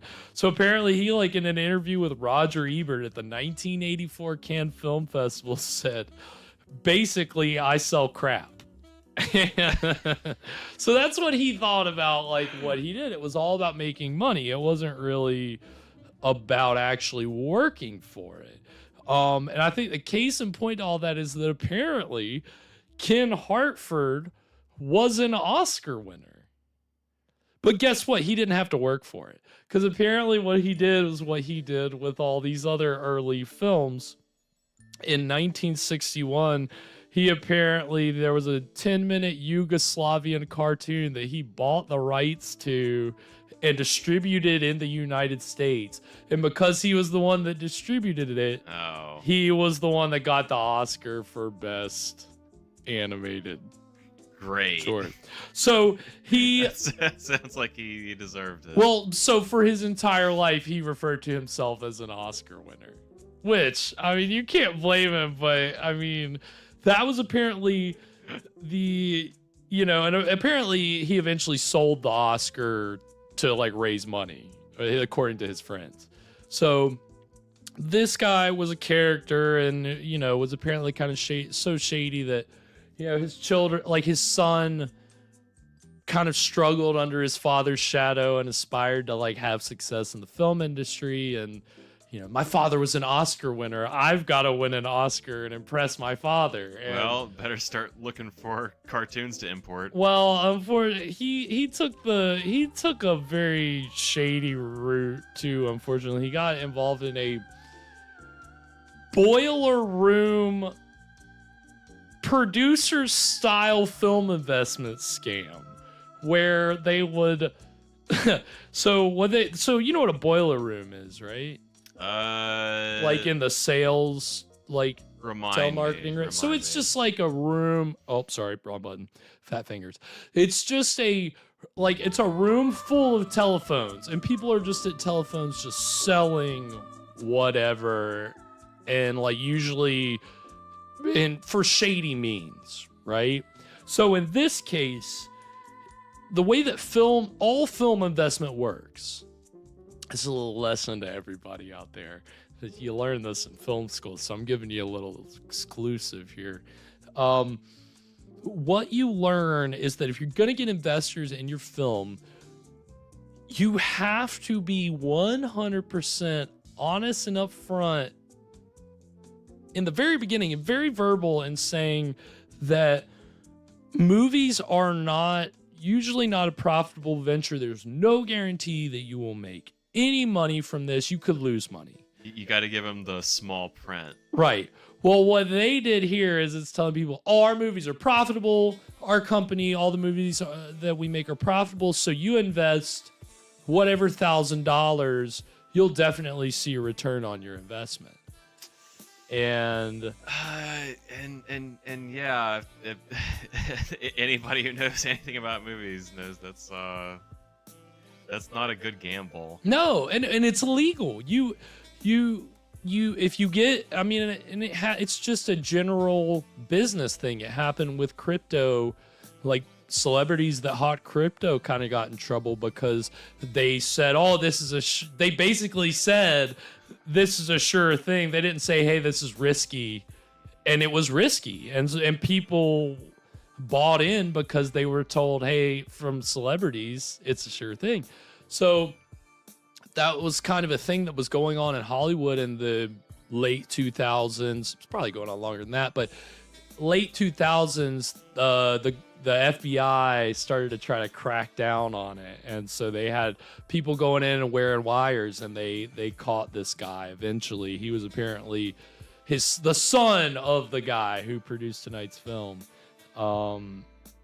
He was like apparently really like reticent to like talk on the phone with people, but eventually he talked on the phone, got recorded, and but apparently it was really, he believed his delusions that he could make that these movies could eventually make hundreds, like millions of dollars and win an Oscar. He wanted to win an Oscar like his I was gonna dad. ask, did he ever get his Oscar? No, because when his scheme got busted by the FBI, he ended up ending his life. And so it's kind of a sad story. And then Daddy Hurts died the same year. And I don't know, before or after, I'm not sure. So it's kind of a sad kind of story, but in this world of movie making, there's all kinds. And you get these grifters. And in the world of horror filmmaking especially. And so it's just interesting that we've seen we've seen Dungeon of Harrow, we've seen Tormented. We hadn't talked about who the Hertz is and Hertz Lion, and I didn't know that he was this kind of shady, shifty guy. So it was an interesting little thing that I was like, well, let's let the people know about Ken Hertz. So that's Ken Hertz for you. So. Oh, that's enough. I've gone on way longer than I should have about that. We've got to get into the exciting middle of The Devil's Messenger, our second story of the 3 stories that we're going to have here.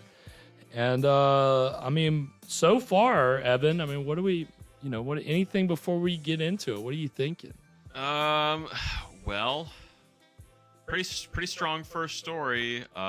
This next one could be about,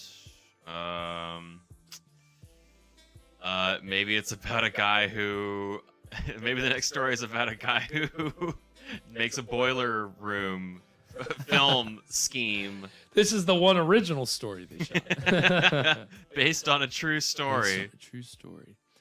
Yeah, well, we'll see. I mean, what's so funny though about that first story that we just watched is didn't it seem familiar? Didn't it seem like either one of the other episodes of 13 Demon Street was kind of the same, or maybe we've seen something else that was kind of like that before? I think so.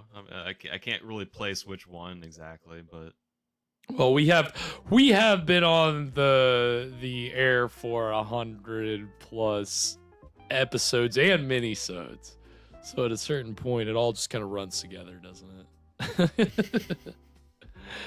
Well, I already asked you anything before we get into it, so on that note, we're gonna go ahead and get into the exciting middle of The Devil's Messenger right now. The beautiful Devil's Messenger. He said it! Mr. Powell's imagination got the better of him. I believe you'd call it a heart attack. He'll be here shortly. It's a terrible thing, the way you go around ruining people's lives. Oh, but my dear, I thought you knew. People ruin their own lives. All we do is help them a bit. I've delivered your gift of murder. Now, when do I stand before this tribunal? Well, you have another gift to deliver. Remember? I said we had rules. You mean I have to go back again up there? Oh, no. I took my life because I couldn't stand it up there anymore. Besides, Besides, my sin is no greater than theirs. Why should I be singled out like this? Yes. I love how many, accepted your offer. in how many I was afraid depictions of of hell, what might everybody's be just down standing there. in line. But now I prefer that. to helping Yeah, it's not you very with your exciting. dirty It's work. not, Well, I was only trying to I do mean, you it's a pretty favor, bad. my It's dear. pretty good punishment. Hell is boring. Tanya, deliver this pick to a miner in Torsholm, Sweden. What he Sweden? finds with this pick will lead to all sorts of complications, and we'll have a new recruit. Staying in the home country for this one. Hey, I mean, not a bad gig for the Devil's Messenger. She gets to go to Sweden on Satan's dime. Yeah, do you think she gets a per diem? Hey, Knut. Look. Ice. Looks like we hit the glacier. That's the end of the shaft. We struck ice, We can't boys. flatten We're out. rich. It might reach miles into the mountain. Shall we abandon the tunnel? I don't see what else we can do. I'd better phone the office. Should we abandon this tunnel? Hey, Knut. This whole tunnel's gonna What is fill with ice. There. There's something there. Yeah, I guess it would flood, wouldn't it? I guess. Oh, there's a face. Oh. No, I'd better phone the scientists. The Let them have a caveman look at in it. You know what it the looks like? glacier. Don't say it. I think I'm seeing the Cave same woman. She's blinking.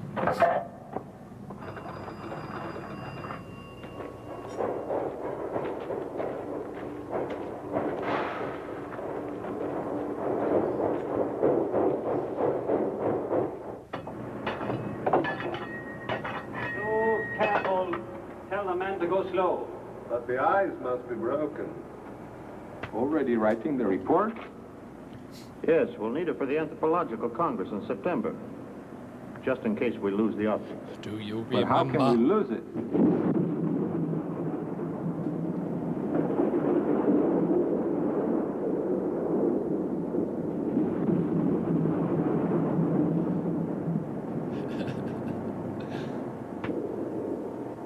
All right, carry on.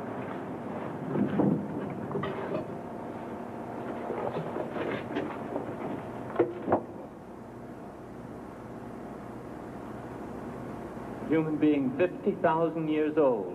I want to get the block of ice transported to the 50K? museum intact.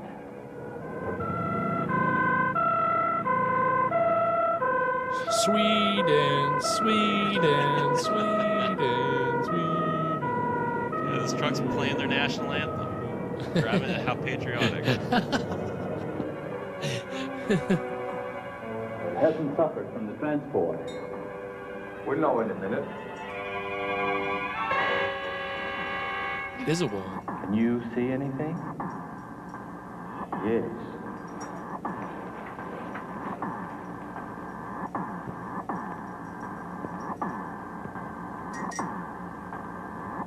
Of course, all these horny male scientists. Remarkable. This I have to see. To gun in ice. They're all gonna Think kill that he each died other thousands of years because they ago. fall in love with Fight her. over this cave woman. How beautiful she is. How do we get her out? Melt the ice? I would suggest chiseling her out. Then the cold would preserve her. No. Ben, what is it? Must not take a risk and harm her. Of course not. I'll be taking care of her and see that the temperature is kept at 20 below. I'll be taking care of her. He claimed her real fast. Yeah. Why you? I'm the anthropologist here. I saw Do her you know first. that my research pertains to any kind of petrified historic man? As the anthropologist of this museum, she belongs to my department. This is ridiculous. Yeah, this is... Gentlemen, please, let me decide who will be in charge. My training, my experiences. It's my duty to science. No, Sven, Dr. Olson is right. She belongs to the science of anthropology. He is an expert on the subject. I think we should have a surgeon brought in Wow. to dissect her. Dissector! Don't understand your attitude. How do you plan to go about getting her out, Dr. Olson? I think I'll increase the temperature in this room. The ice will slowly melt and become transparent. And then we can study her better. But everybody else This feels like a Key and Peele sketch or It's something. absurd. That's why I can't. I'm like crying, laughing. It's ridiculous.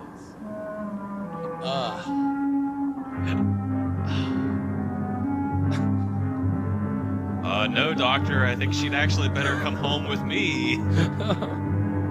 I'm gonna be the one to thaw her out.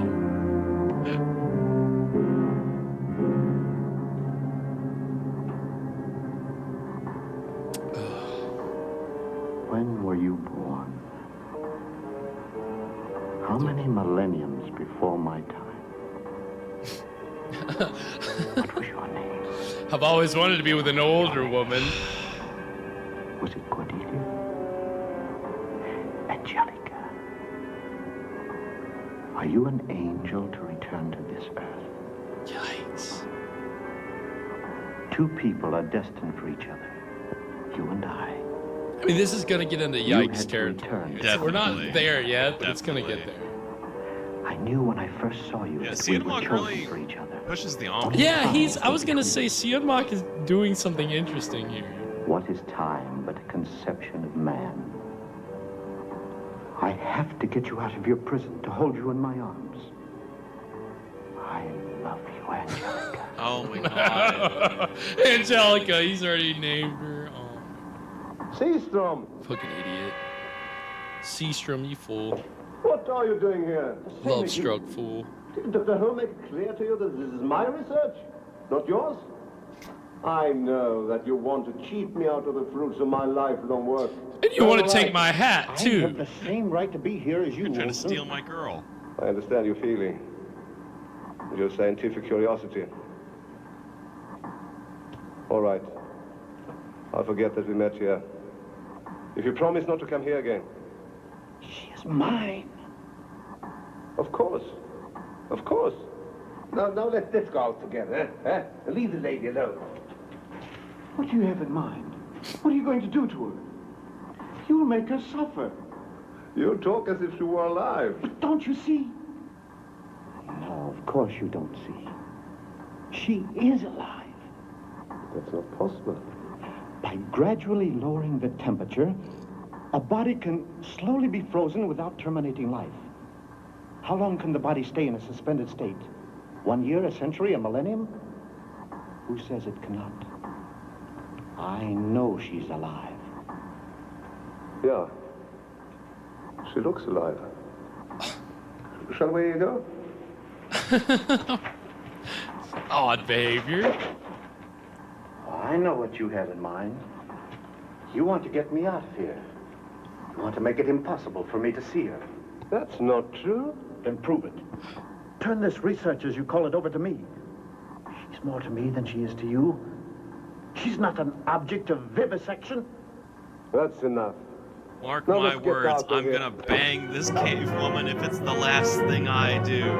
Yeah, and nothing's gonna get in my way. He just... What? Holy shit! Jeez. Brutal, dude. I guess he doesn't want people to find out he just clubbed the guy, but shit. Hit him with the Mortal Kombat fatality. This is pretty good, man. Yeah.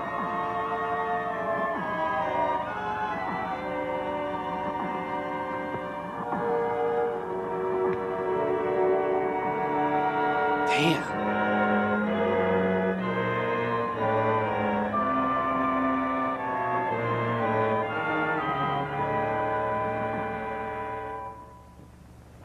Dr. Olson did not show up this morning.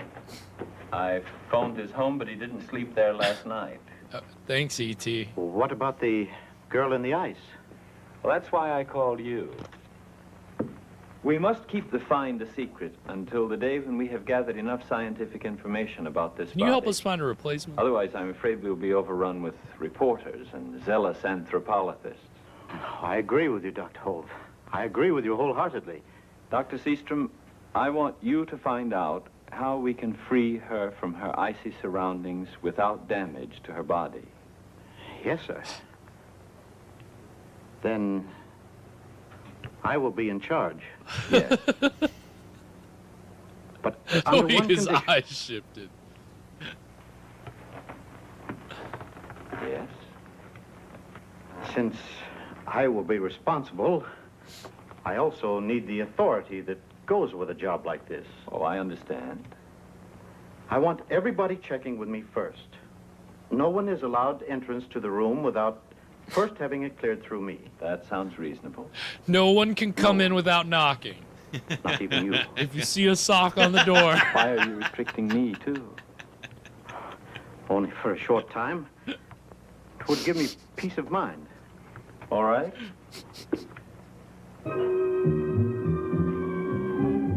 This is so ridiculous. It really is. I love it.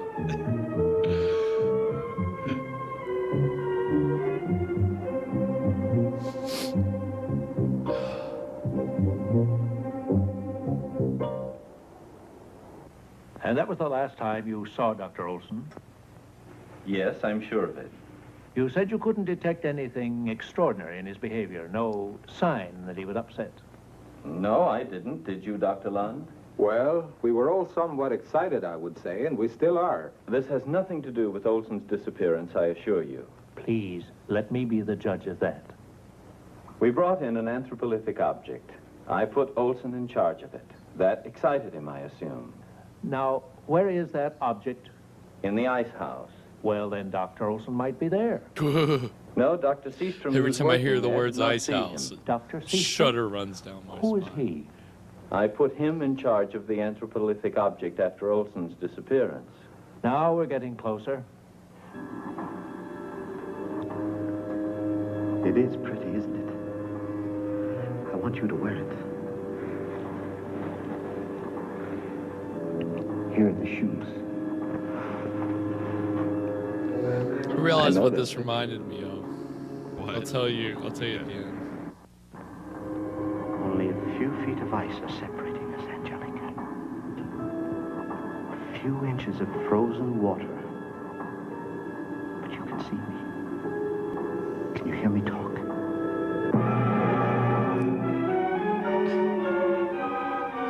My love has brought you to life. You are alive. I knew it. You want to talk to me? You want me to hold you in my arms? I'm going to get you out.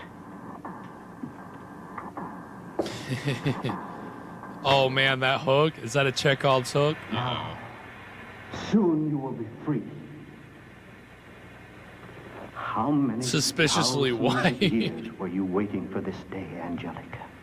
Imagine getting cryogenically would've frozen, waited and then in 50,000 years you get woken up by some horny I might have lived in scientist. your time. He's like, put this dress on.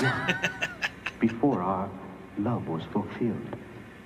If I had only the memory of this time, I would have known that I vowed to meet you again on this earth. When I first saw you, I recognized you instantly. She's melting. Your name came back to me. She's got the hots for him. Melting pretty Their quickly. love is so hot. It's melting this ice. And now you've come back to me.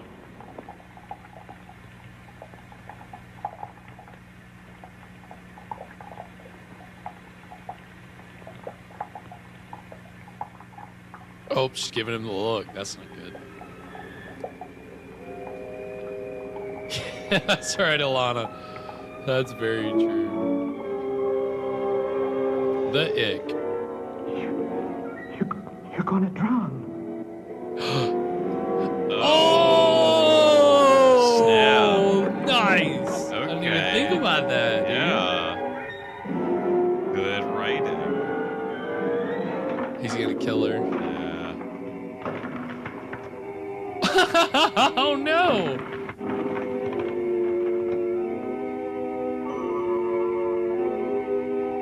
Is that a heart?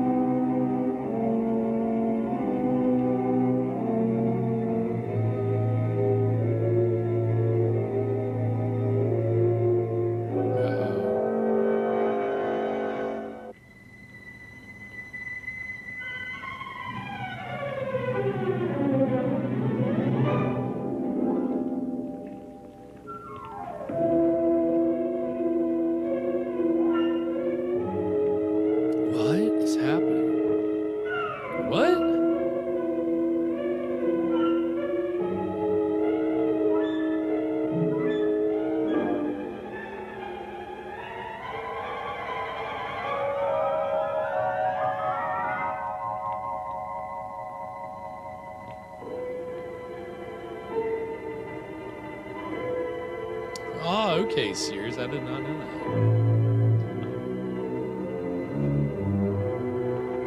Happy early Canadian Thanksgiving, everybody. Yeah, happy early Thanksgiving, Kathy. You're gone. I destroyed you. Did you really look at me? You're gone. I never should have tried to reach you. I destroyed you. I should have tried to reach you. You're gone. I destroyed you. Did you really look at me? You're gone. I never should have tried to reach you. Damn. I'll never go through that again. I can't believe the things I've seen. Taking my life was nothing compared to the sins your little gifts led to. Now, my dear. Let's change the subject. While you were away, I was thinking. I think I came up with a diabolical idea. Is there any other kind of idea in a place like this? Hey, that's a fun. Well, I'm not much for fun, but that's a good one. Is that a pun? You know, my plan may be sort of a pun, too. No, if that's really a... Yeah, you suffered all your life for love. You snuffed it out for love. You were hurt and angry. Why do you go through it again? I know what I did and I know why. Well, how would you like to get even? How would you like to wrap up all your frustrations in one little bundle?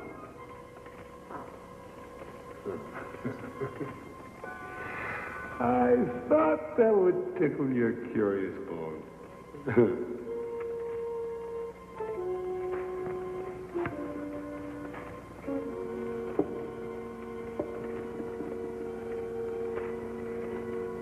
Some people say they can see things in a crystal ball.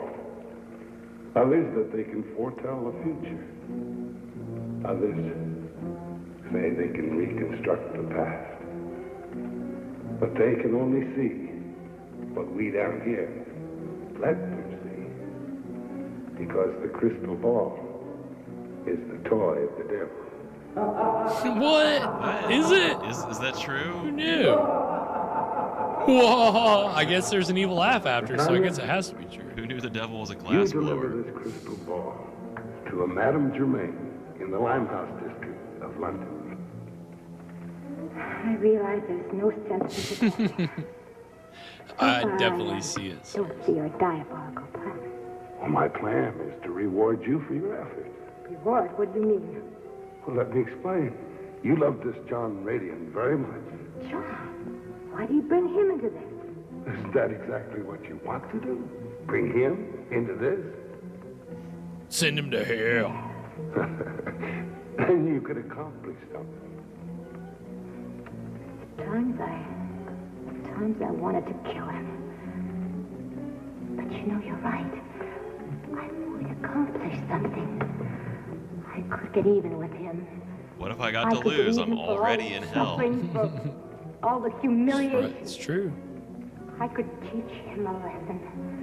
I could teach him one final lesson. I thought you'd like my little plan. Now you just deliver this. And I can assure you that your John Radian will join us very soon. Deliver it. Just chuck it at him. Kill, strikes him dead immediately. That is gonna take us to our second break. Well, that was 2 of the 3 stories that we're going to be getting this evening here with The Devil's Messenger. What are we thinking so far, Evan? I really like how evenly this movie splits up.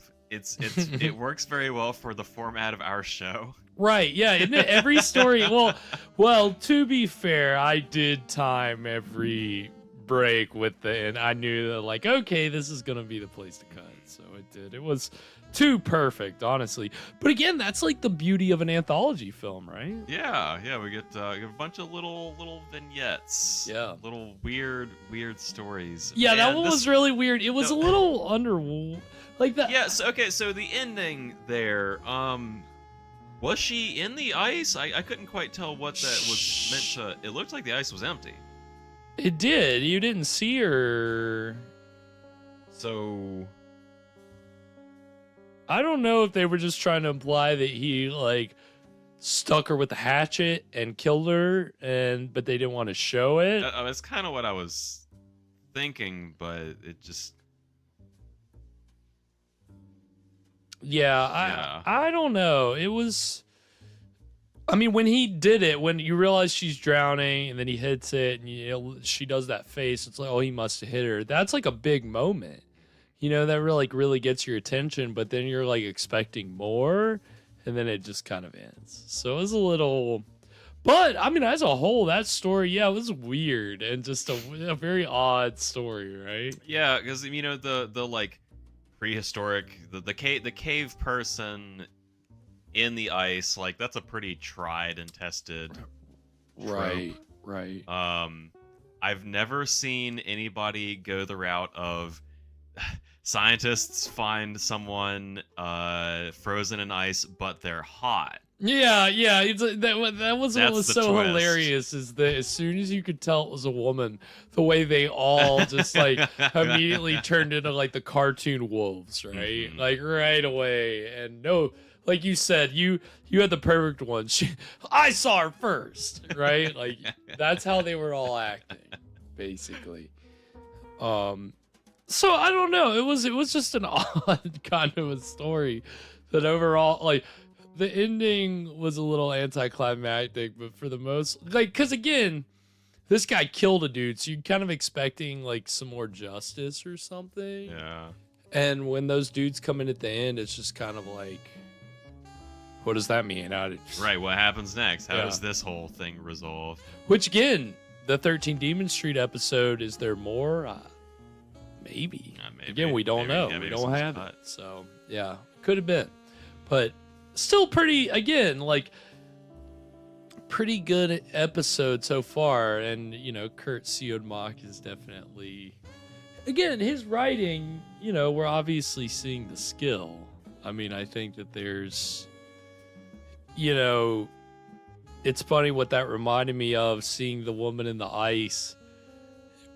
Immediately my mind was taken to Frankenstein Meets the Wolfman, which was written by Kurt Siodmak and features Frankenstein's monster frozen in ice. Because it's weird, because the way the last movie with the monster ended, he was burned in a fire.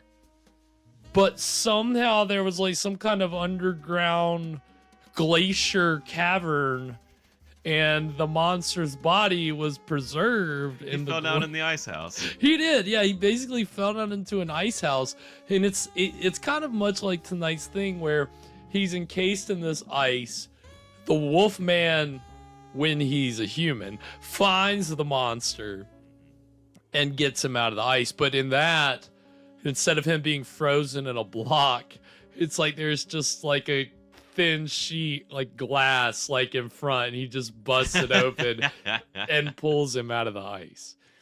And so he doesn't drown. No, yeah. Which that was like, oh, that's a cool touch. That's actually a pretty cool of detail. I've Yeah. never really considered. If you're frozen in ice and it was thick enough that you couldn't, like,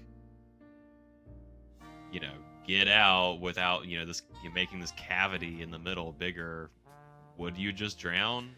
Yeah, I had never thought of it either. So to see, it kind of took me back a little bit. You caught me by surprise, right? Because I've never seen that before. I've never thought of it that way. So I was like, oh, okay, yeah, she could drown. So the inside could haul, part of it could haul out. I don't know. It was, it was just a pretty. Which also, I mean, if you're locked in a block of ice, there's no air in there. Well, would there be could there be air pockets? Maybe, but I don't know. I couldn't. I've never been trapped in a block of ice, so I couldn't tell you exactly. But no, I mean, it was again, I think we can see the talent of Siodmak as a writer in both the stories that we've seen so far. Yeah. I think if we're keeping tally of crime or criminals to replace Lon Chaney in the 13 Demon Street version. Yeah, in that version, I still think the first one probably a little ahead for me. I mean, this guy. Hard agree. He killed a guy and accidentally killed this woman, but that first one was just so brutal. Yeah. So like it was just so unnecessary, and so like you just weren't expecting it, and so yeah, you're right. He definitely holds the crown so far. So we'll see what that you would like to think that they'd be saving the best story for last, but who knows? We'll see. We've seen some of these anthologies before. The last one, Well, we haven't seen. So this is our first horror anthology movie, right? Have we seen an anthology? I saw at least one other one. Encounter with the Unknown. Yeah. That's right. Right. That one was awful. Do you remember why that one was awful? Do you remember? The last story of that one or that whole movie? No, because, so the last story wasn't great. It was the vanishing hitchhiker myth, but they didn't do a very good job of it. Right. And then but then the last 10 to 15 minutes was just a recap of every story. Oh, please don't. Remember? And it was surely they won't do. And it was a narrator that wasn't Rod Serling, because they had Rod Serling. They had another narrator who sucked, and they just re-showed clips that you had already seen for 10 minutes. Ridiculous. It was pretty bad. It doesn't, for anthology films, it doesn't, padding, I mean, it doesn't get any worse than that. So it's not the first anthology film that we've seen, but I think that one thing that you would be surprised to know is that maybe this is a little bit of a loaded statement. Maybe this isn't full, you can't say this to a full extent, but to some degree, this is inadvertently the first American horror anthology film. Really? Could you believe that? Huh. So like, to give you a little brief like history of the horror anthology film, there is a film out of Germany from the 30s called Gesteichen. I think Gesteichen, something like that. And that's like, I believe, the first horror anthology. You have a British anthology film from 45 called Dead of Night, which I think I've talked to you about before. Yeah, I still haven't watched that. Yeah. But you sent that one. But Dead of Night is really like the first like true kind of like, it set the standard of what a lot, like the structure that a lot of horror anthology films would follow. And there were a few other films, but they were produced in other countries. In the United States, there was not a real horror anthology before this. There's a movie called Flesh and Fantasy, which was an anthology that had some supernatural stories, but it wasn't necessarily like trading in horror. Because it was produced by Universal, and if it was even the slightest bit horror, they would tout it as like a Universal horror thing. But I had never really like heard of it, so it's kind of more of a fantasy than explicitly horror. So tonight's like film, it was released in 1962, so that's like, really, that's the year that actually a couple other horror anthologies were released. And that's the first trailer that we're going to see is the other horror anthology film that was released in 1962. And that would be Tales of Terror, directed by Roger Corman and starring Vincent Price and Basil Rathbone and Peter Lorre. And that's a fun, it's Edgar Allan Poe stories. It's just 3 Poe stories. So it's, you know, it's the first one's very like kind of serious and dramatic, and then the middle one it's comedic, and then the third one is like you know, kind of dramatic again, but they also go like a little over the top in a good way. So it was a like kind of a big budget movie for Corman at that point. He had already done, I think, at least 2 other Poe films before that. He did 8 total. So, So yeah, so that was like the same year as this, and obviously that's more of a kind of a recognized horror anthology than tonight's film. Tonight's film is kind of, again, you can't necessarily say it's the first fully because it's just re-edited episodes of a TV series, right? It wasn't like this movie was originally produced with the purpose of we're gonna make a horror anthology. It was this guy said, let me take 3 episodes of the show and make a new movie out of it, and he inadvertently created an anthology. But of course it's and that's why Oscar Gold came around, right? I mean, again, that's, if you're gonna get an Oscar, you got to be enterprising, and obviously he was an enterprising producer. That's how you win the gold. So yeah, it's funny. This is not a movie that is talked about with horror anthologies because it's not necessarily, again, you can't even necessarily say it's an American horror anthology because this is where it's complicated, because the show originally, 13 Demon Street, was produced for an American audience. Yeah. It was produced to be released in the United States. It just never was. It was released in Sweden, where it was shot, but it was not a. So what do you call it at that point? Right. So is it fully American? Yeah. What do you call it? How much does the intent matter? Right. Yeah. So I don't know. It just, if you want to think about it as the first horror anthology, you can. So I just think that's interesting because it's really in the mid 60s that the subgenre developed. That it actually developed as a subgenre. And that's mainly because of the films out of Amicus Productions, which was a British company, ironically headed by 2 Americans. But it was a British company, and in 1965 they produced their first horror anthology, Dr. Terror's House of Horrors, and that has Christopher Lee and Peter Cushing and a bunch of other very recognizable faces in the horror genre and British actors who are in a lot of horror movies. And it was enough of a success that Amicus continued to produce horror anthologies through the 70s. And I'd say it probably peaked about the mid 70s is when they kind of fizzled out and the Amicus ended. So the second trailer we're going to see is for Dr. Terror's Gallery of Horrors. And yeah, I mean, it was a genre that it really did achieve a lot of popularity in the 60s and the 70s. But by the late 70s, kind of went out of style. And there were a fair number of horror anthologies in the 80s and 90s, but they're a little more kind of tongue-in-cheek, kind of postmodern, kind of poking fun of those. Yeah, are they even making movies like this anymore? You know, it's funny, the big series, horror anthology series right now is VHS, the VHS movies. I don't know if you've heard of those. So they've made 6 or 7 of them now, but each movie's probably made up of 6 or 7 or 8, a fair number of shorts. And,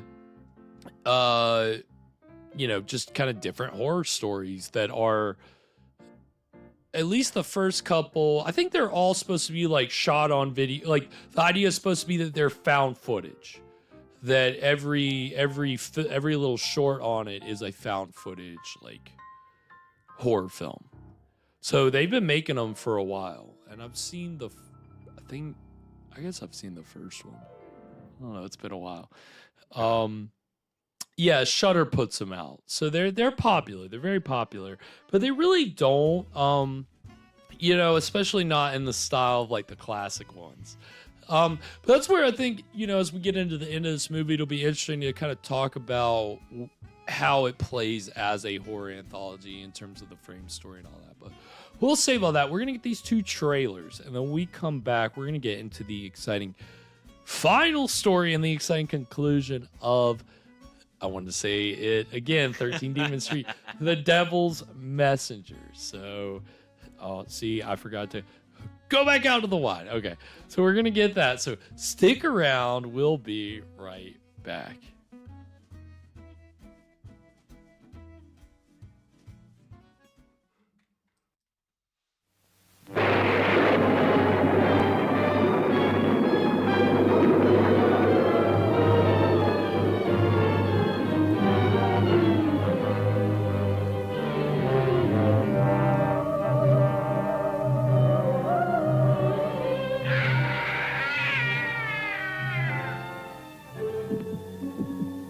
Every drop of blood feels the freezing paralysis of fear, almost stopping your heart, as Edgar Allan Poe unfolds his tales of terror. You will meet the master of the mansion, who loved and protected his wife with the strength of a supernatural love, even beyond life itself. I am in command here. You will do as I say. I shall take what I desire. Your body and your soul if I demand it. Enough! Help! Help!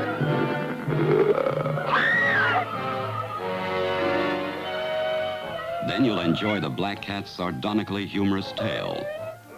It all started at the Vintners Convention, where the lover of wine met the professional wine taster and introduced him to his wife, a darling who delighted in dalliance.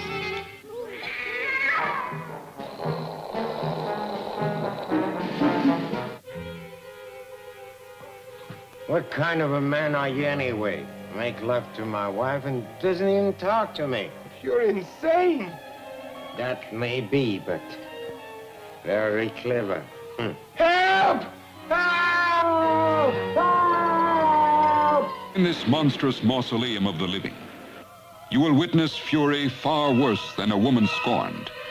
The fury of a dead woman's jealousy.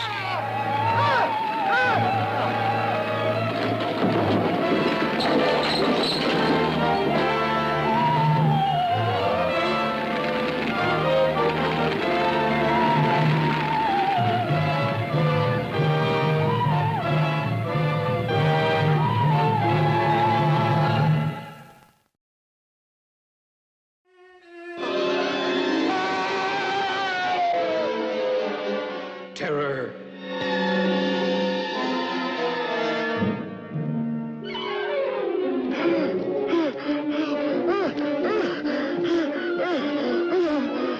Dr. Terror's House of Horrors.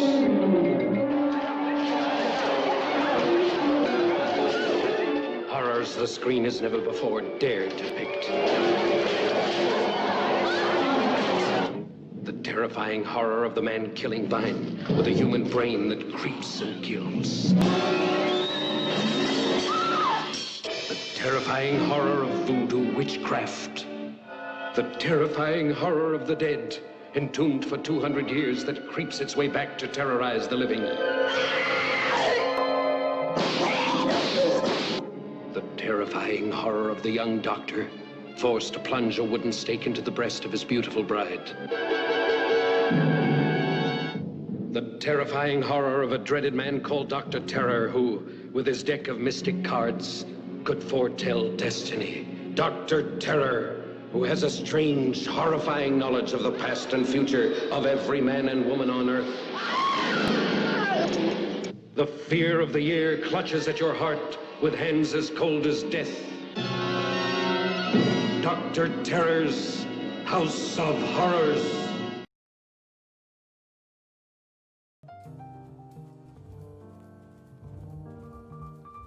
And we are back. So that was the trailers for Tales of Terror and what was it? Why am I forgetting these all of a sudden? What is happening?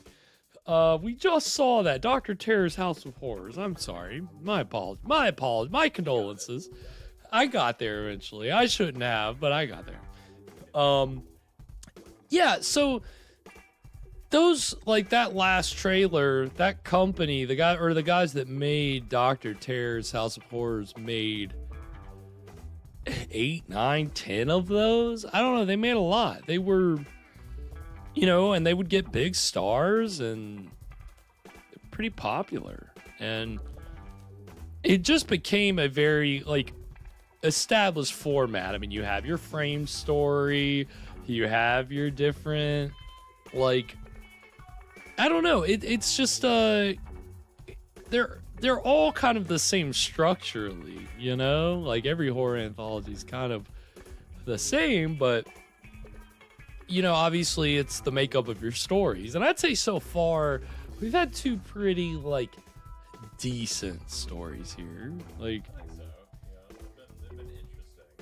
oh god, yeah, they've kept your attention, and yeah, I mean, that first one was really the most powerful, I would say, to be sure. And the last one was good. It was funny, you know. It was you know, like inadvertently it was pretty hilarious. So god damn it, I keep seeing it wasn't the same thing. Thank you, Kathy.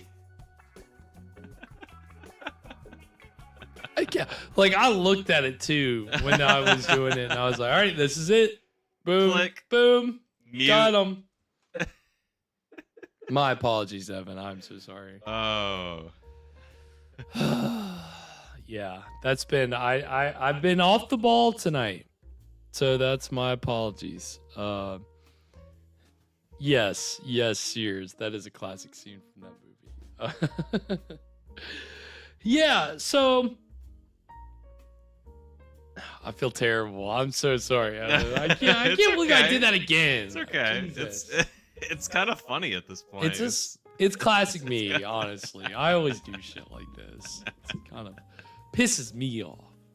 Well, don't beat yourself up over it, Garrett. Well, if you tune in on Tuesdays, you know that I beat myself up often. As Alana can attest. Oh man, yeah, I've missed all the you know when I don't play games, and I'm like when I do play games and I'm not doing good, you know I get like, you know, I get upset. Are you a angry video game streamer? Yeah. Well, you know my go-to phrase whenever I like die out of nowhere is, I wasn't ready. Like, it's my involuntary, like, it's the thing that I don't even mean to say it. It's just whenever I die out of nowhere, I wasn't ready. So, yeah. Yeah, serious. Yeah, well, yeah, I mean, you know, Sidearm can be an acquired taste from time to time. But yeah, no, I mean, I think that it's been pretty good, so we'll see how this last story is. Anything before we get into it, Evan? So what do you think happened to that cave woman? Do you think she went to hell? I mean, we're gonna see her standing in line.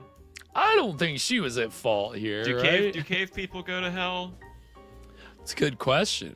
I guess if you don't believe, we don't know what cave people believe, do we? Ask your pastor this weekend.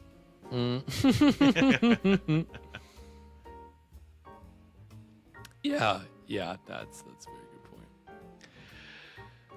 Well, on that note, we're gonna go ahead and get into the exciting conclusion of The Devil's Messenger right now.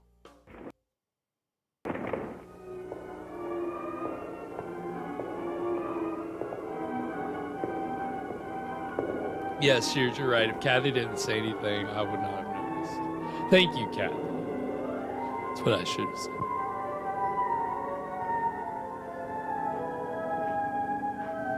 Hi? Did she say that like a question? Johnny! Come home! Johnny! I'll have what he's having.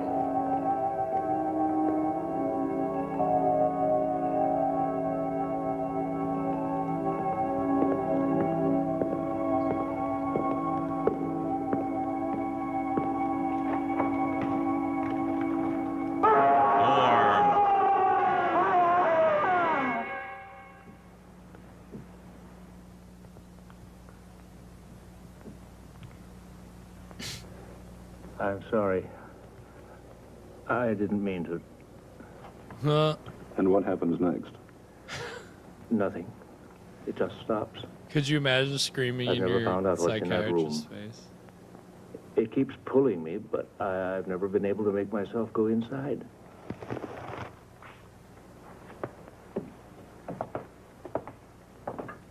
How often have you had this dream? Oh, 6, maybe 7 times. This is quite common, John. You have a fear of the future. What? Doesn't everybody? Yeah. At the same time, you want to know what you're going to do. So you have this dream in order to give yourself an opportunity to find out. You get closer and closer until you're too close. And at the last minute, you're afraid to face it. Tell me, is that why I scream? Just a device to bring you back to wakeful and safe reality. It would be awful to learn one's future. I'm certain I don't want to know any of it. A part of you does, or you wouldn't have the dream. You want it, yet you fear it. That fear is centered on a non-existent building and an imaginary street. But that's just the point. 13 Demon Street. I played there many times when I was a boy. Could you I find grew it if up you on Demon Street. This is my home. Without a bit of trouble. Then do the thing that you're incapable of doing in your dream. Look at it for what it is. A harmless old building that probably frightened you as a child. Once you see that, I'm sure you'll be There relieved of is the something to anxieties that, are right? Like an old building you see as a child. Yeah. You never know what's just gonna like scare you as a kid. Creepiness, yeah.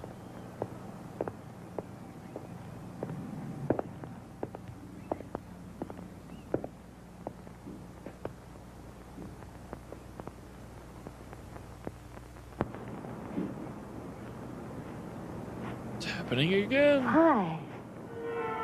She said it different this time. Johnny! Johnny! Come home! Johnny!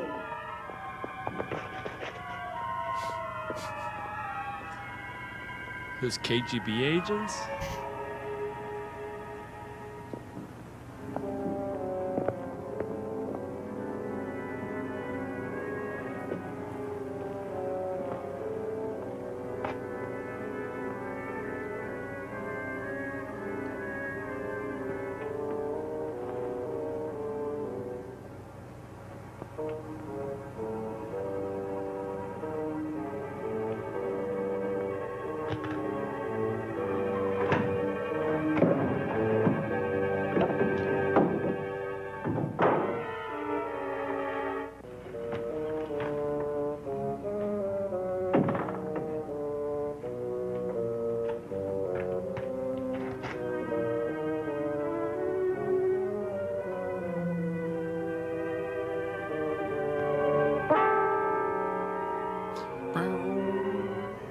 Creepy.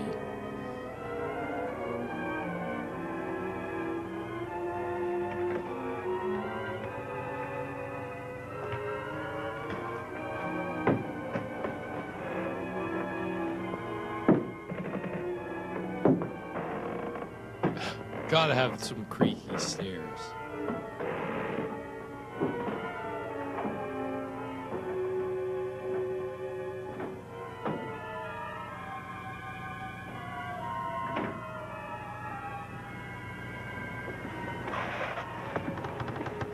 Come in, John Radian.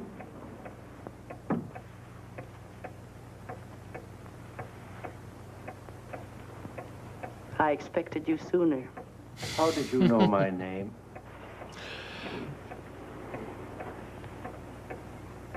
Not that.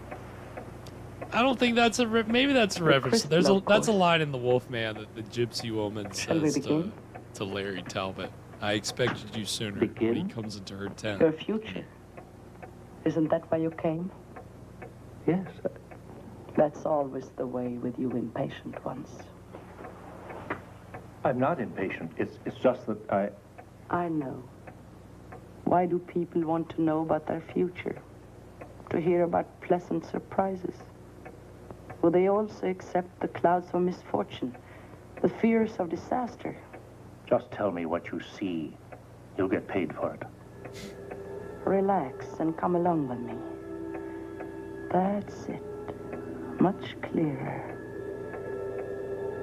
Much clearer. There. Yes. Yes, I see you. But you're still far away. You will be offered a trip. A trip? To Egypt.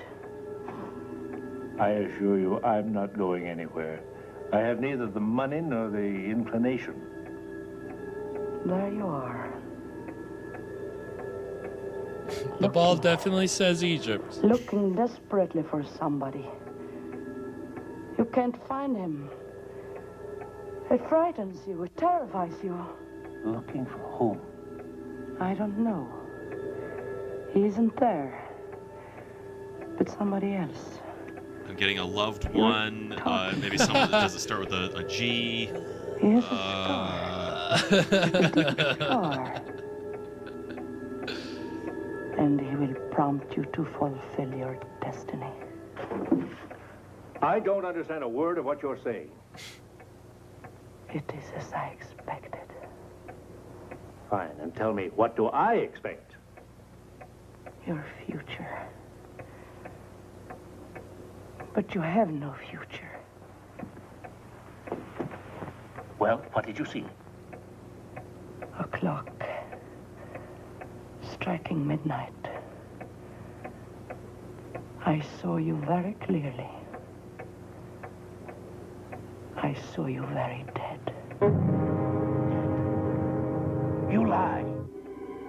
Yes, I lie. Often. But the crystal never lies. Tonight at midnight, you will be dead. Damn.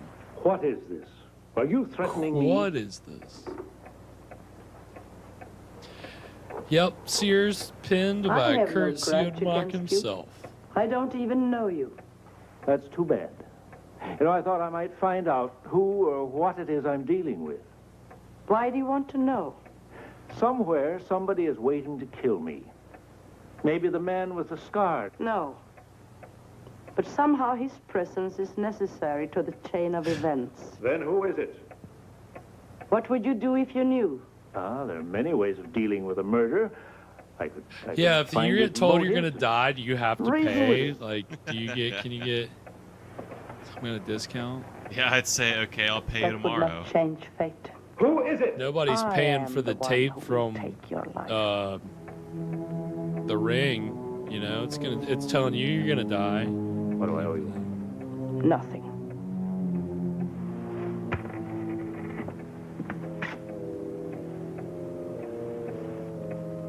Just how do you intend to kill me? I have no idea. But is there a reason? I don't even know you. Well, this is a big town. Try to find me before midnight.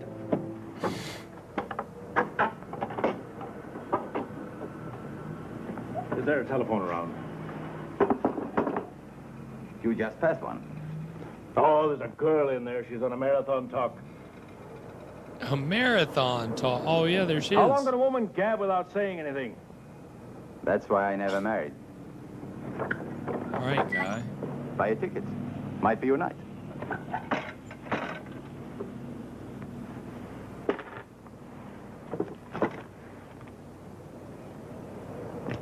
Have a look. Might be a winner. Plane ticket to Egypt. For days I thought I was only selling duds. Yes. Is this a is this like a Final Destination kind of situation? He's gonna get on the plane and then realize like, oh, I'm gonna die if I get on this plane.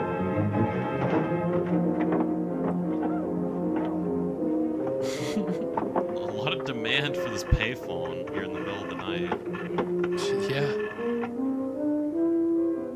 That looks kind of suspicious. Dr. Holmes, please.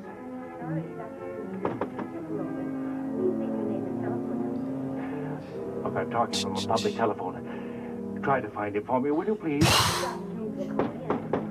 I want him now.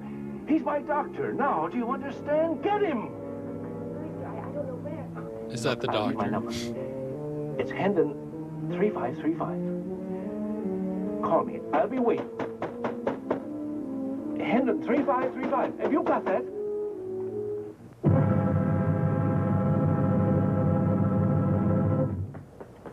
She say something about a man with a scar on his head? I guess. Officer. So okay, me too. I suppose this will sound a little foolish to you, but would you please arrest me? That's a sealed mock thing too. He's done that before. No. Look, the just Wolfman overnight. does that Take me in in for some of the overnight, later that's all I movies. ask. Lock me up. Now you go home and sleep it off.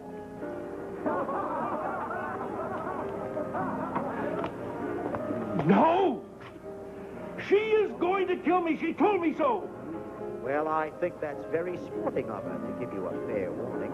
Oh, officer, this is no time for jokes. Don't you realize I may be dead before morning? Listen, mister, we're all liable to be dead before the night's out.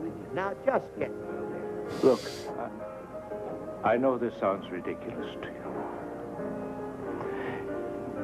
But I had this dream, see? And my doctor, he said, face it. He said, nothing is as bad as it seems if we face it.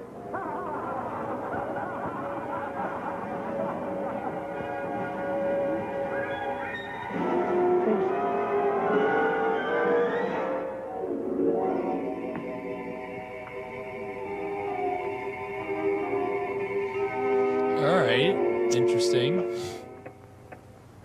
I'm not afraid of you, lady. I'm not afraid of you anymore. Like Kevin in Home Alone. I hope that you wouldn't come Do back. you hear that? But you see, I'm neither not of us afraid can of take you it. anymore. Well, if I spend every moment with you, there's nothing you can do that I won't know about.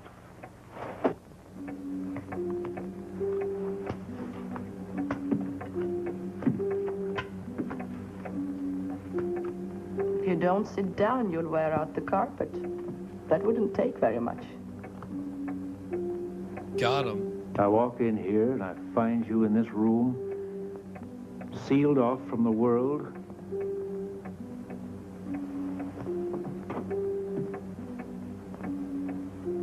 There is no window in this room. What is this, a tomb? Enlightenment comes more easily in the dark.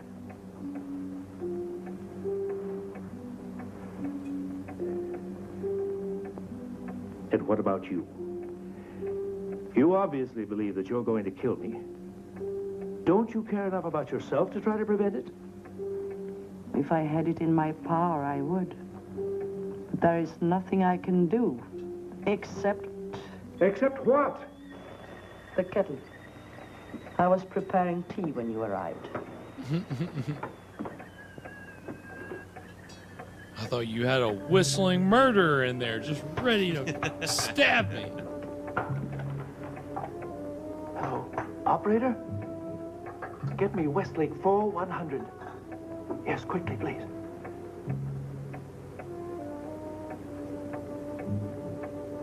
Hello? Hello? Did you get Dr. Humes for me? Yes, this is John Radian. Well, connect me quickly, please. Oh, I'm glad you're home. I'm at 20 South Central Street. Yes. Yes, I followed your advice. I did. I met her. The fortune teller. I'm with her now. I'll be here till midnight. Sure she exists, just like in the dream. I want you to know, if anything happens to me, it was the fortune teller. Madam Germain, Germain, got that? Yes. Yes. Goodbye. She gonna poison him with the tea? Or is that just what they want you to think?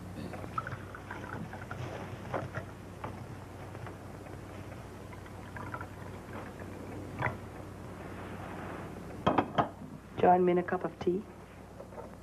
I just made that telephone call. Now, not to the police, are no good to me. To my doctor. You heard what I said? He's gonna drink it like a chump. Milk? Now, if anything happens to me, the police will know where I've been.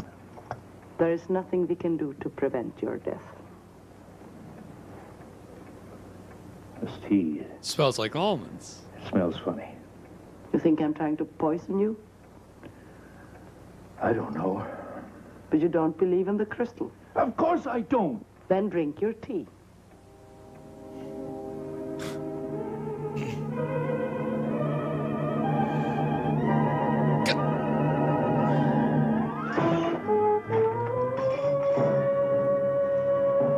Nice.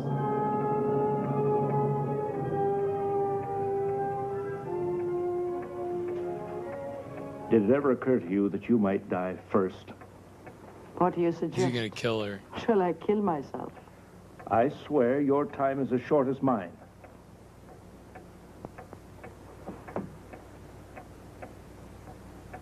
Let me by, Mr. Radian. Don't tempt me.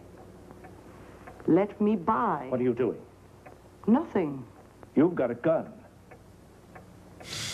Nice. Oh, no gun.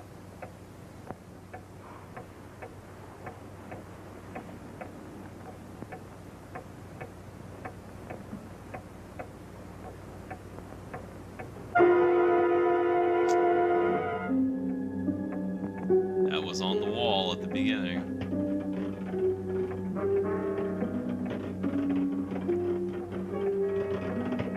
You wind the clock. You straighten the room. If there were a cat, you'd put it out. How can you go on like this if you're convinced something's going to happen? We're all going to die. It's just that most of us don't know when. So we go on, day after day. Tell you what, I'm sorry for what I said before. All right? That's understandable. For one who has 5 minutes to live. Don't say that.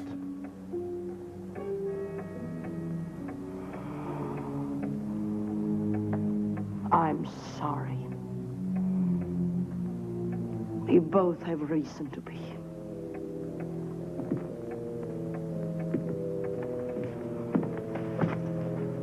You were saying, madam? We both have reason to be nervous. The prediction's on the other foot now, isn't it? I want you to leave here now. Why? Look, you're free. Free to get away from me.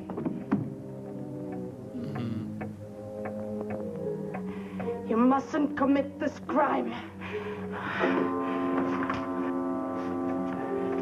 Uh-oh. Oh, no.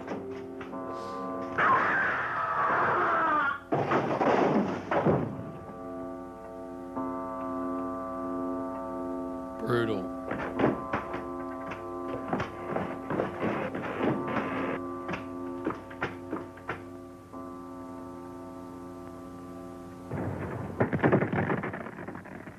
Uh-oh. The rest of the stairs are gonna fall on him.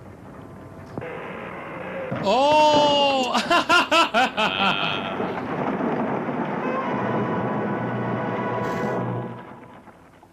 That's cheesy.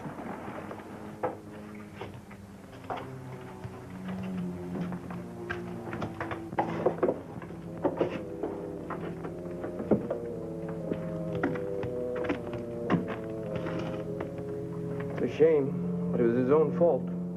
That's not what he told me. It was a stupid thing to be wandering around in that building. He was looking for something he'd lost. Guess that's why he didn't see the sign. Sign? Where's the other body? There was only one. Oh, no. When he called me, he told me that she was responsible. Who? The fortune teller, the one that lived here. Fortune teller? Living here? I told you this building is condemned. It's been empty for years.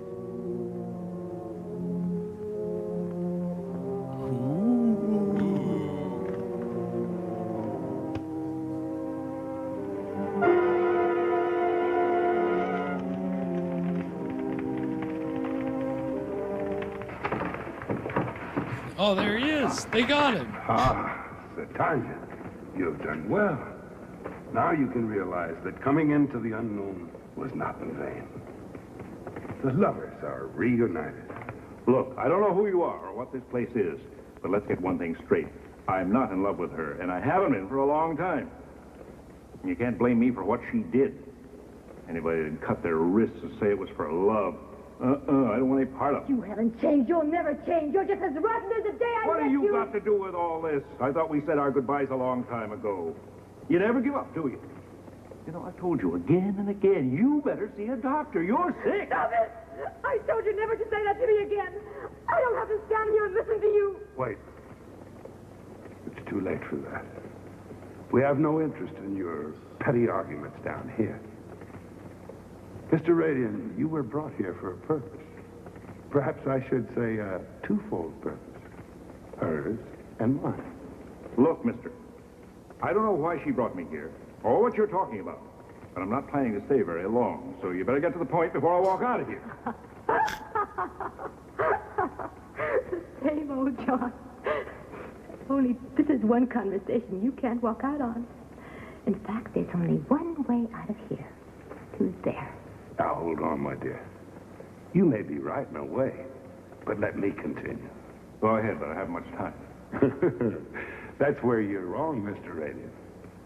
Why, the only thing you have left is time.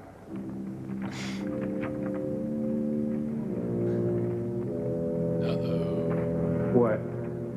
This is... And those people are... You became aware quicker than most.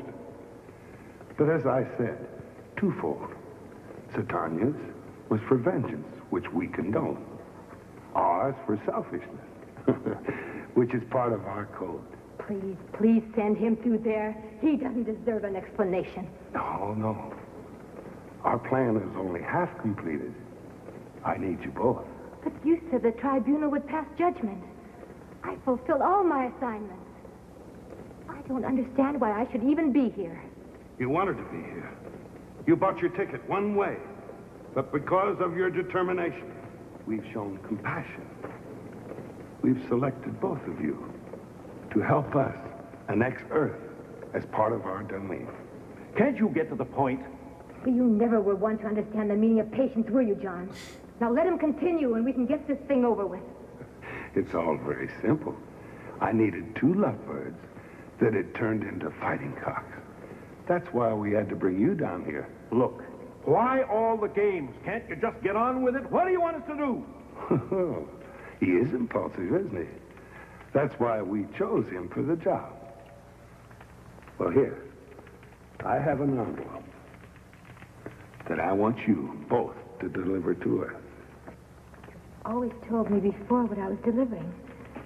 What's in this envelope? It's our greatest achievement. It assures us of more territory, space. We've been overcrowded here for years. That envelope contains a formula. A formula? What is it? What do we do with it? Delivered to them. Welcome, Diggs. They'll know what to do with it. They'll play hell with it. That formula is a 500 megaton bomb. What?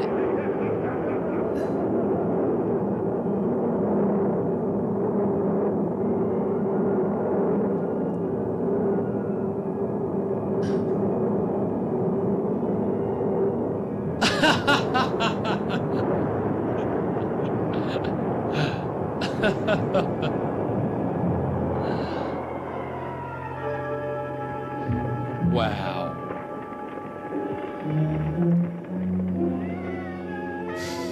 What?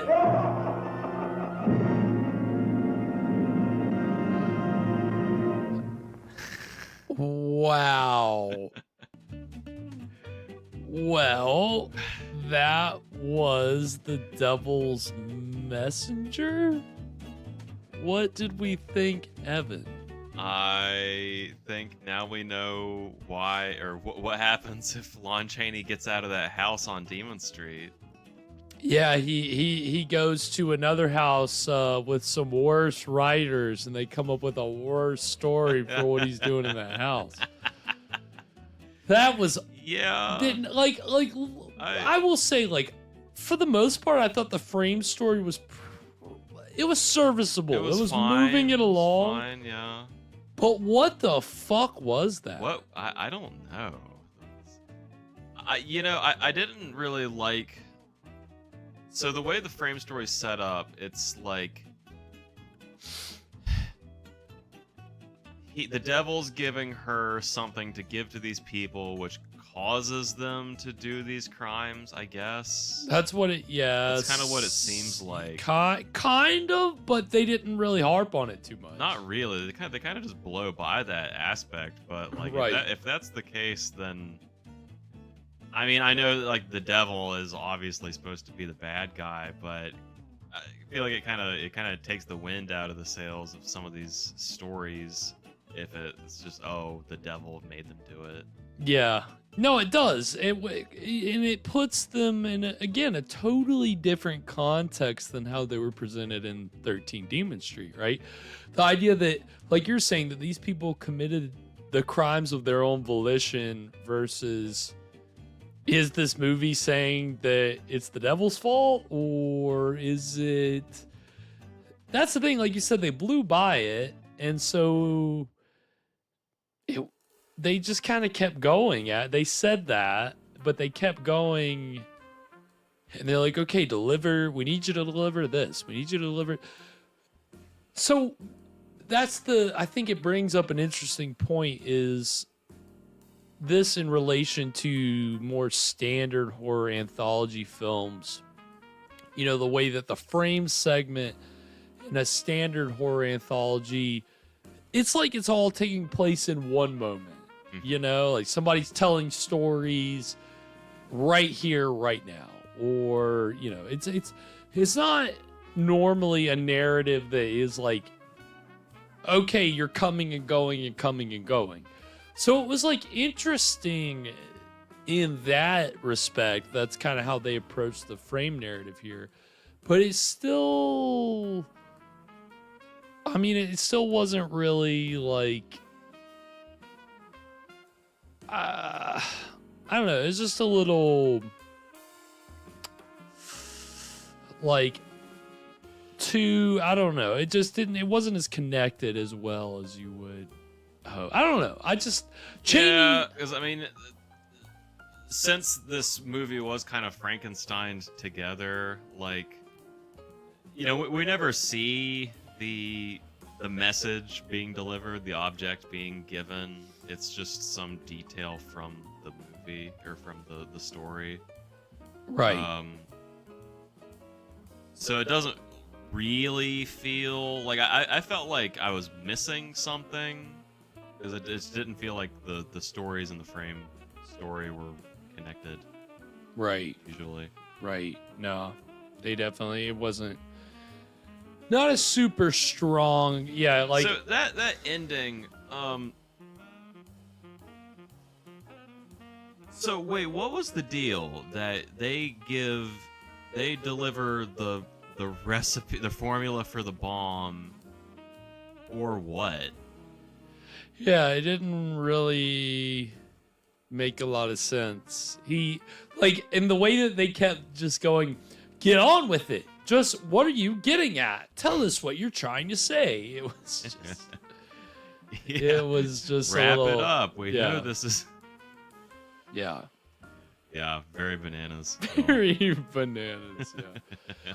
No, I mean, I think that Chaney was pretty serviceable for the most part. You know, I don't think that Chaney... a fun devil. Yeah, I mean, well, but they didn't even call him the devil, really, did they? I guess not. I guess he was just the guy at the desk, but kind of implied. Yeah, I guess. The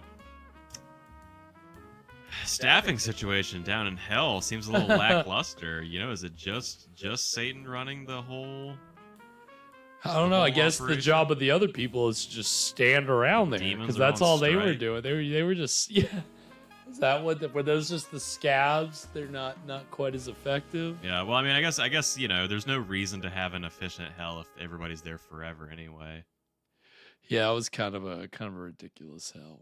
So, but I mean, it's still. I think it was a pretty solid example of Lon Chaney elevating a movie above, like, kind of, it's, you know, like what you would expect. I mean, he gave enough, like, and I think the stories stand on their own too. Like, I think the first story was the strongest. I mean, I think we can easily agree on that. I don't know. What did you think about that last story? I guess it felt the weakest of the frame narrative. It felt the weakest to me. I think so too. I think. Yeah. Which, I feel like it makes sense in this day because, like, the drive-in times, you're not even expecting people to pay attention anyway. So if you put the most interesting thing up front, they'll at least pay attention for that long. So if you've got them for that long, then the end doesn't really matter as much. So I think that's kind of how they were functioning with it. They weren't really too... Yeah, I would say I still enjoyed the whole thing, the thing as a whole. Yeah. I think... It has, some rough patches, but for our show, that's not yeah, that's par for the course, right? It is nothing new over here. We're pretty used to it.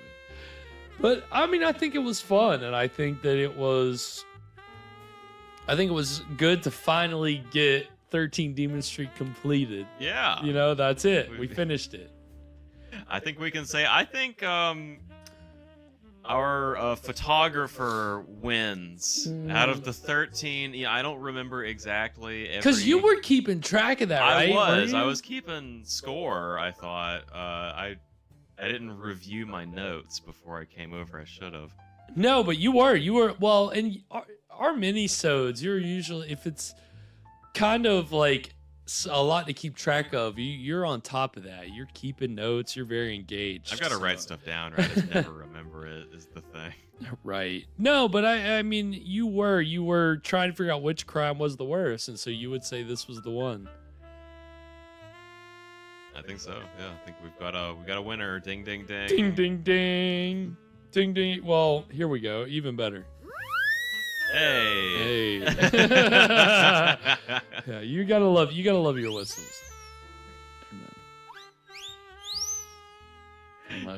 I thought about doing sound effects during the movie, and I was like, I don't want to disrespect the movie. There are times where I thought I was just giving a clap or oh, it's a splat, but the splat always is a little, and the pop, splat and the pop, right back to back. Oh well, and the flash.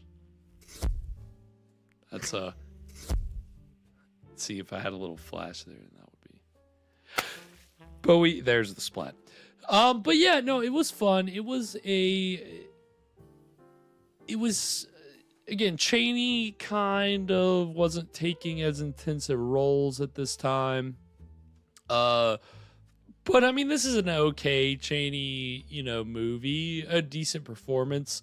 The year after this, he was in The Haunted Palace, which I think is a pretty solid late Chaney movie. And of course, the year after that is when they shot Spider Baby. And speaking of Spider Baby, that's going to be playing in our Saturday Night Shocker tomorrow, starting at 7:30 p.m. Pretty wild movie. Don't miss it. Yes, if you have not seen Spider Baby, it is a cult classic. It is great. Chaney is, like, that's the thing. Like, tonight, Chaney, it's kind of, thing is, with a lot of these horror movie actors, when they would do movies later in their careers, a lot of the times they were stuck with filmmakers who didn't know how to use them,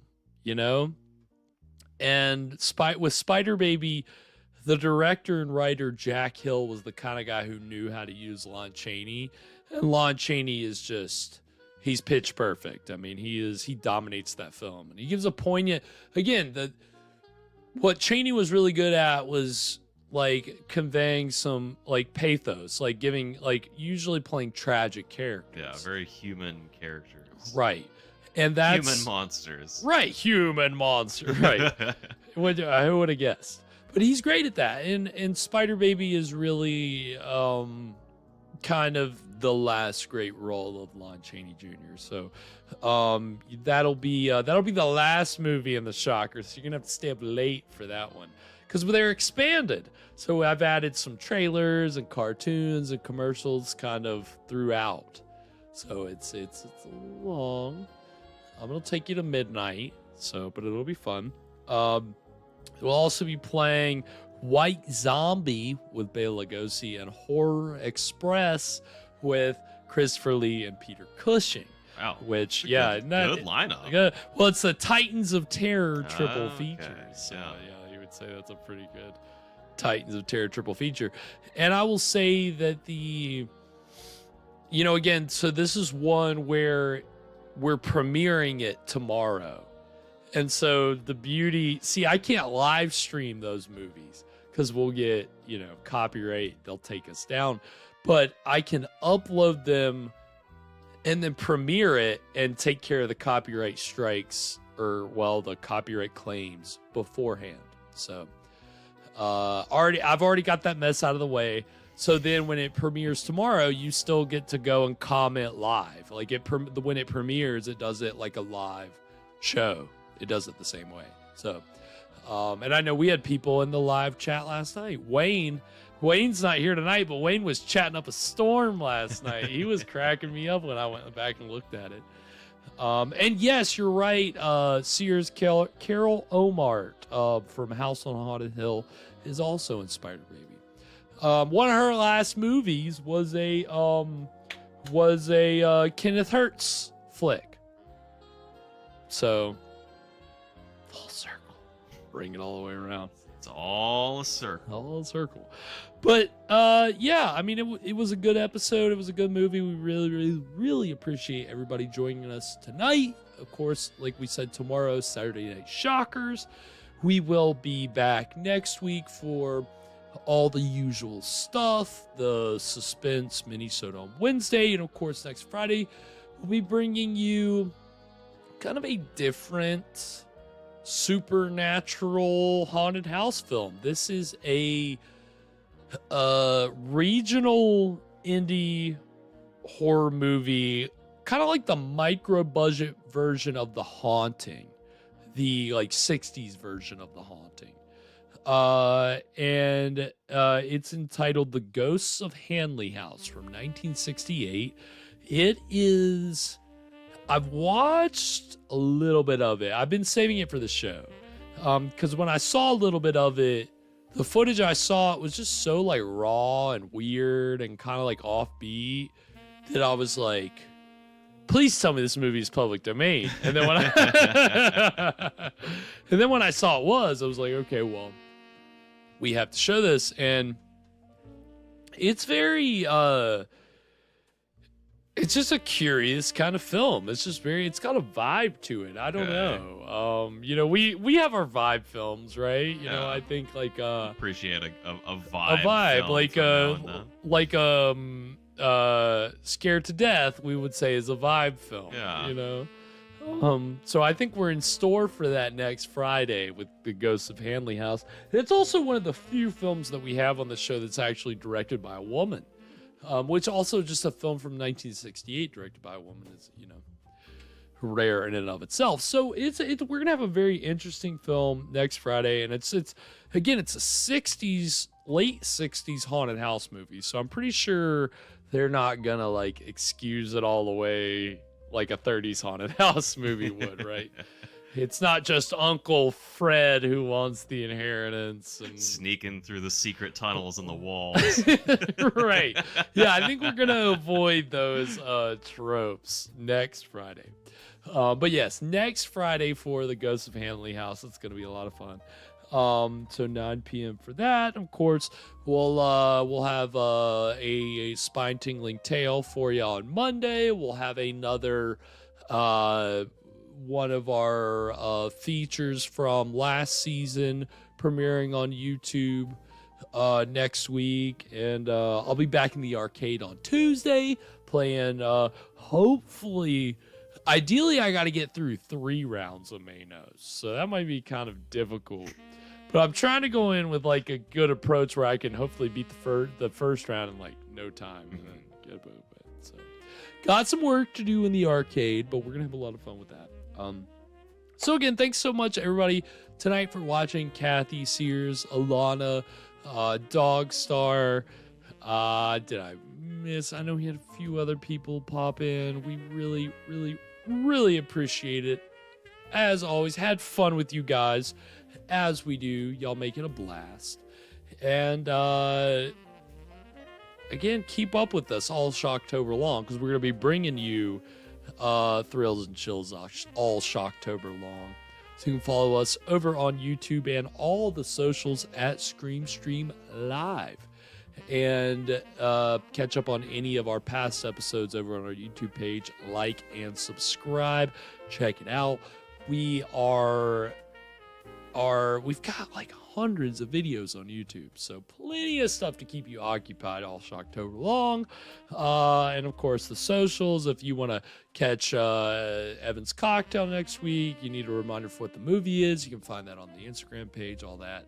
If you want to follow Evan or myself on the socials, you can find me over on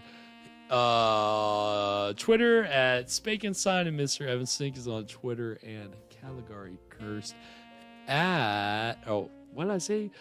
He's on Twitter and Instagram at Caligari Cursed. God, I got at Caligari Cursed. It's after midnight. Yeah, I'm checked out right now. Anything before we sign off tonight, Evan? Yeah, did y'all notice that Lon Chaney had short sleeves? Yeah, what do you think about a Satan who wears short sleeves? Is Satan getting a little hot down there? Yeah, he's for the flames are breathing. They're on his neck a little too much. So. It's hot down in hell. What can you say? Until next week, sweet screams, everybody. And to all a good fright. Where the end credit? I always have to scroll. I'm using my remote here, and so I have to like. The end credits are never where. Let's see. I don't even see them on here. Oh my god! Oh, they're right there. Okay, let's all. Until next week, sweet screams, everybody. Good night, everybody.